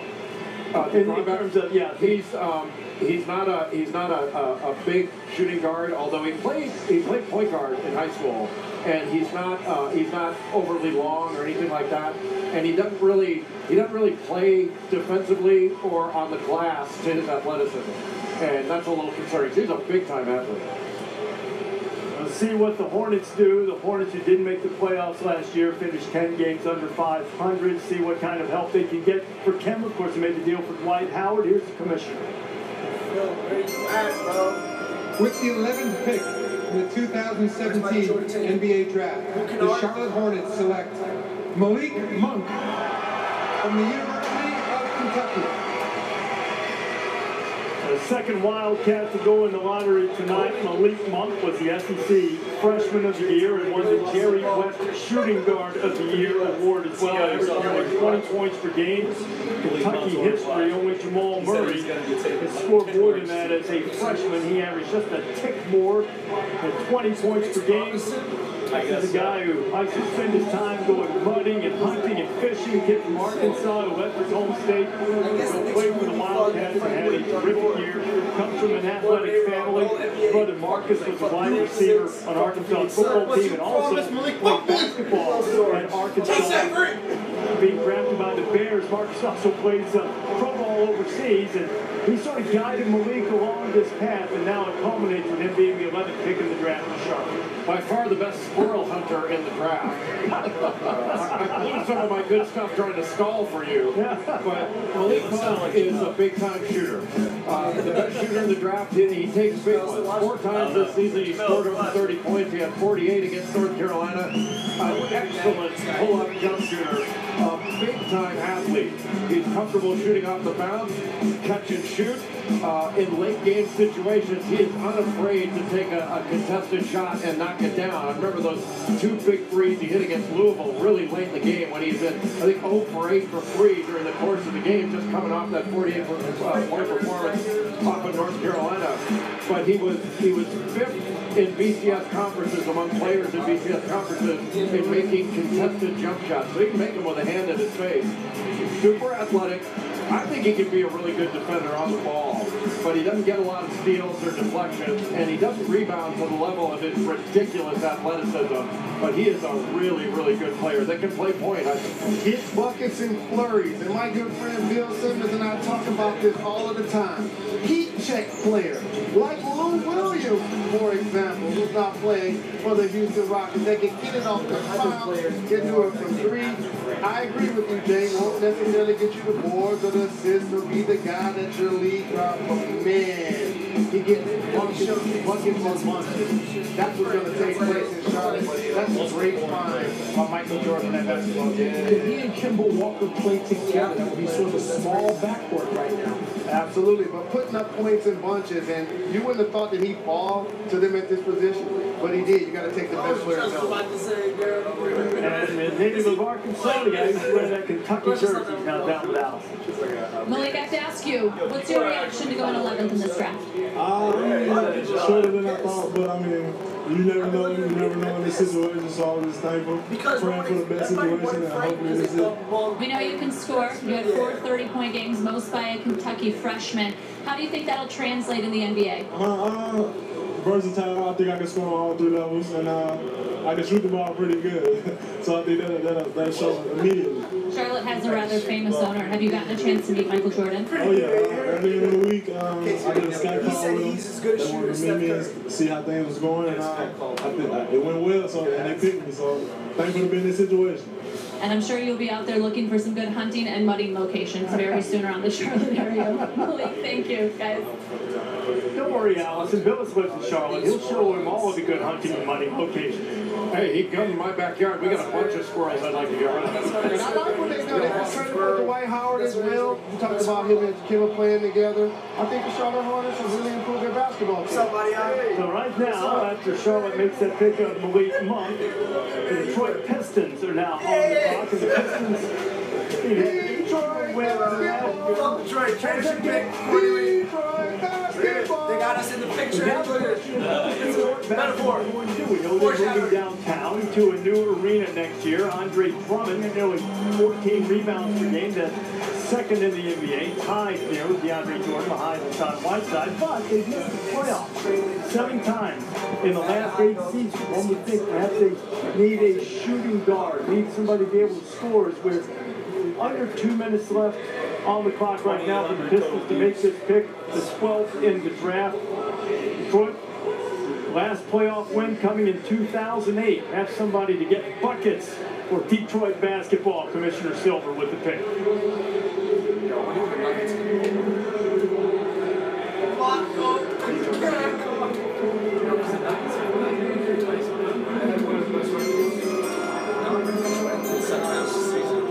With the 12th pick. Turn that shit off, I'm talking. Have some respect. With the 12th pick in the 2017 NBA Draft, the Detroit Pistons select Luke Kennard from Duke University. That's pretty high. Luke Kennard, a gifted scorer, played a couple of years at Duke, averaged a little over 19 points per game. This guy is a crafty player. He's ambidextrous. He was a quarterback in high school and threw the ball right-handed, naturally right-handed, but Dad made him dribble home a few blocks when he was a little kid with the left hand all the time. He turned into a left-handed shooter. Very skilled guy, and he knows every word from the movie Frozen. You can't go wrong with that, I guess. I did not know that. Well, disappointed with that, frankly. He's an excellent shooter. He's got the best footwork in the draft. When he puts the ball in the deck, he's got deep range, and you mentioned he's a natural righty that shoots lefty, but he doesn't have a dominant foot. So when he gets in the lane, he can pivot and keep defenders off balance. His footwork is absolutely impeccable. And he can shoot over the top of people, get around them, and with that range, that allows him to set up a defender. He's not got blazing speed, but he gets by people, and he's a competitor. He sticks his nose in there, and he rebounds at a really good rate for a guard. He is an underrated passer. The only issue, maybe he doesn't project to be a great defender at the next level. He wasn't necessarily a great defender when he was at Duke, but I think his offense, he's going to be able to hang, and he moves really well without the ball. Excellent offensive player that can really score in a variety of ways. In the 19, 20-point games last season, you see Luke Kennard coming up to shake hands with Adam Silver. He's not, I understand he's not an explosive guy. I think he is a really good athlete. He's got exceptional hand-eye. He's an athlete in the old school way. Like athlete now means run and jump. We used to be able to be, you were skilled and you could play a lot of different sports, do a lot of different things. That's him. That's what he can do. Will it be enough to lead him to replace Kentavious Caldwell-Pope, who's a restricted free agent? I mean, not at all. I just think they're different types of players. Absolutely. And Detroit needs more guys that can create off the dribble that are selfish on the offensive end. But one of the more unique things I saw about him is a 6'6" player with a 6'5" wingspan. I didn't know that existed for an NBA basketball player, but I do think as a 44% three-point shooter, he's going to find a way to get buckets for my Detroit Pistons. Former Blue Devil is with Allison Willett. All right, Luke, you're coming off a sophomore year at Duke where you really had a breakout season. What made this the right time for you to enter the NBA? Yeah, I mean, it was a tough choice to leave Duke. I mean, Duke was such a special place. And, I trusted the people I surrounded myself with my coaches and parents and people involved in my life. And they told me it was a good opportunity, and I was looking forward to it. And since I had a pretty good year, I thought it was a good time to go. What do you think you did since the season ended, working out for teams that really impressed scouts? What was accurate, though, was other than I'm just a shooter. I mean, some people think that I can be just a shooter, but, just showing my playmaking ability, my creativeness, and my competitiveness. I'm a competitor as a player, and I'm just looking forward to this. Ohio kid going back to the Midwest to play pro ball. How about that? It's awesome. Close to home. I love it. All right, Luke, thank you so much. Artie? All right, Allison, Luke Kennard, the 12th pick in the draft, headed to Detroit. Jay Williams. So what are the Pistons getting in Luke Kennard in your judgment? Hey, they're getting the best shooter in the draft, RD. And here's one of the beautiful things about Luke Kennard. We're going to watch some tape here on He's at the bottom of the screen. There's still room for improvement in Luke Kennard's game. And little things as far as seeing the plays at the bottom of the screen, and you're going to see him catch the ball there. Now, this is a simple scenario that Luke Kennard is going to see as he has taller guys that are a lot longer closing out on him. This is the crack situation. What a crack situation means, instead of trying to be elusive with the basketball, Luke Kennard should jump directly into him because the defender is obviously off his feet on an angle. I mean, that's a quick three-point play, but once again, his ability to put the ball down the ground and make a play. Another situation, boom, right? You hear Mark Jackson talk about it all the time. Hand down, man down. Next step for Luke Luke Kennard, next level, taller guy, taller wingspan. No need to put the ball down on the ground. That's a quick jump shot, but still, showing you his versatility, showing you that skill set, putting the ball down the ground, creating space. And then the last play, another catch and shoot scenario, a little ball fake right there. In NBA, that is a quick jump shot. He does not need to waste time, but you like the fact that Luke Kennard can put somebody on his hip, even a bigger guy is right here on the side. He stays focused, goes straight up and straight down, over a bigger player, finds ways to finish in the lane. Luke Kennard's skill set is not just shooting, but his ability to put the ball down the ground, make plays with the dribble, is something that makes him an exceptional player. But as his game becomes more efficient, look out, NBA, because he's one of the quickest shooters there is in the game of basketball right now. So tight, it's going to be hilarious. All right, Jay Will making the next pick to Denver Nuggets. Nuggets already have 4 guards on their roster who are first-round picks. So back court or front court? 5 turnovers. With the 13th pick in the 2017 NBA Draft, the Denver Nuggets select Donovan Mitchell from the University of Florida. So the Nuggets had Donovan Mitchell to that already crowded backcourt. Now, we saw him at the draft combine show off his athleticism. He led all the combine participants with a standing vertical 36.5 inches, three-quarter court sprint in just over 3 seconds. Now, I mentioned that crowded backcourt in Denver. Jeff Goodman, now, Donovan Mitchell's going to put on a Nuggets cap. Is he going to keep it for the long haul? He is not, Reese. He's going to Utah for the 24th pick in Trey Lyles. So Donovan Mitchell already aware he is headed to Utah, not Denver, for the 24th pick. And young forward Trey Lyles. So there you go. I guess that explains why, and Denver will help itself by getting another front court player perhaps, because they already have issues in terms of finding playing time for all the guards they have there. But Donovan Mitchell will be fouled. Got had a terrific season for Rick Pitino at Louisville, averaging over 15.5 points per game, nearly 3 assists, about 5 rebounds. All ACC defensive selection as well. Quinn Snyder is going to get an athletic combo guard that is great in transition. He's really another good finisher that can absolutely fly, especially on the 2 feet. Not so much of a 1-footed jumper, more of a 2-footed jumper, but that 6'10" wingspan, he can really have great impact on the game defensively. Gets downhill, decent passer, but I think his potential right now, his early success is going to be as a defender. He's one of the better perimeter defenders in the draft, and he never shies away from a challenge. He really dominated Dennis Smith, and he helped Malik Monk to 6 of 17 from the field, even though Monk hit those really big ones late. Also, an excellent baseball pitcher. Had an 85-mile-an-hour fastball in high school, and his dad works in the Metro region. So 85-mile-an-hour fastball means he's no Pat Connaughton in terms of a fastball. But he'll be able to try to shoot the long ball some once he gets to Utah. Donovan Mitchell with Allison Williams. And Reese just said to me, I didn't know I was going to Utah. So you are going to the Jazz. What's your reaction to that? Oh man, I'm excited. Love that organization. They're my first workout. Denver, love everything about them. Down in Utah? Yeah, man, more than pussy. I'm sorry. I'm lost for words, man. That's all right. It is a proposed trade, and I want to ask you a little bit the emotions right now, because I saw you at the table with your hands clasped and your head down. What was going through your mind as Adam Silver got ready to make that announcement? I told my agent when the process started to tell me who I was getting picked to, and I saw him talk to my mom and my other agent, and then I just kind of realized at that point that this is it. And man, I'm just so happy. All the hard work. I'm shaking right now. I'm shaking, man. This is incredible. Big night. Thank you, Donovan. Congratulations. So shout out Greenwich Country Day School, Brewster Academy, and Louisville University, University of Louisville, man. Thank you. The Bill represented on your socks, right? We'll get a shot of those before you go. Yes, sir. Reese.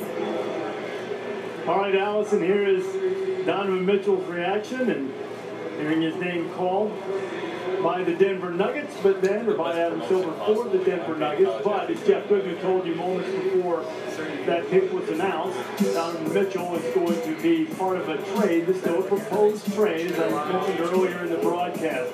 Every trade that is proposed has to have all the picks done, then it goes to a trade call for the league before it becomes finalized. But this is what is expected to happen. The Nuggets will get Trey Lyles, 2017 first-round pick, 24th overall. The Jazz, meanwhile, will get the draft rights to Donovan Mitchell. So we're headed toward the last pick of the lottery, the Miami Heat, sitting on the clock with the 14th overall pick.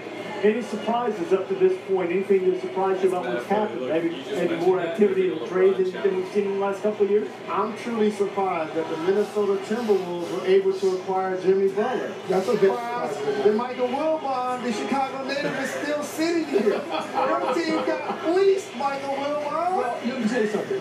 The reaction, you see me on this phone. The reaction in Chicago is, we got fleeced. They did. But gentlemen, let me ask you something. So, and I'm a Jimmy Butler fan, and I hated the notion, start the night, that Jimmy Butler was going to be traded. Why do you trade one of the top 10, 12 players, 15 max in this league? To 10. It's going to make them better. Then I'm trying to look at this reason. Zach LaVine, we don't know what the knee situation is in terms of his rehabilitation. Coming off a serious knee injury. High flyer, young player, charismatic. You can see why they would have wanted him. The Bulls wanted done a year ago. And now you add marketing.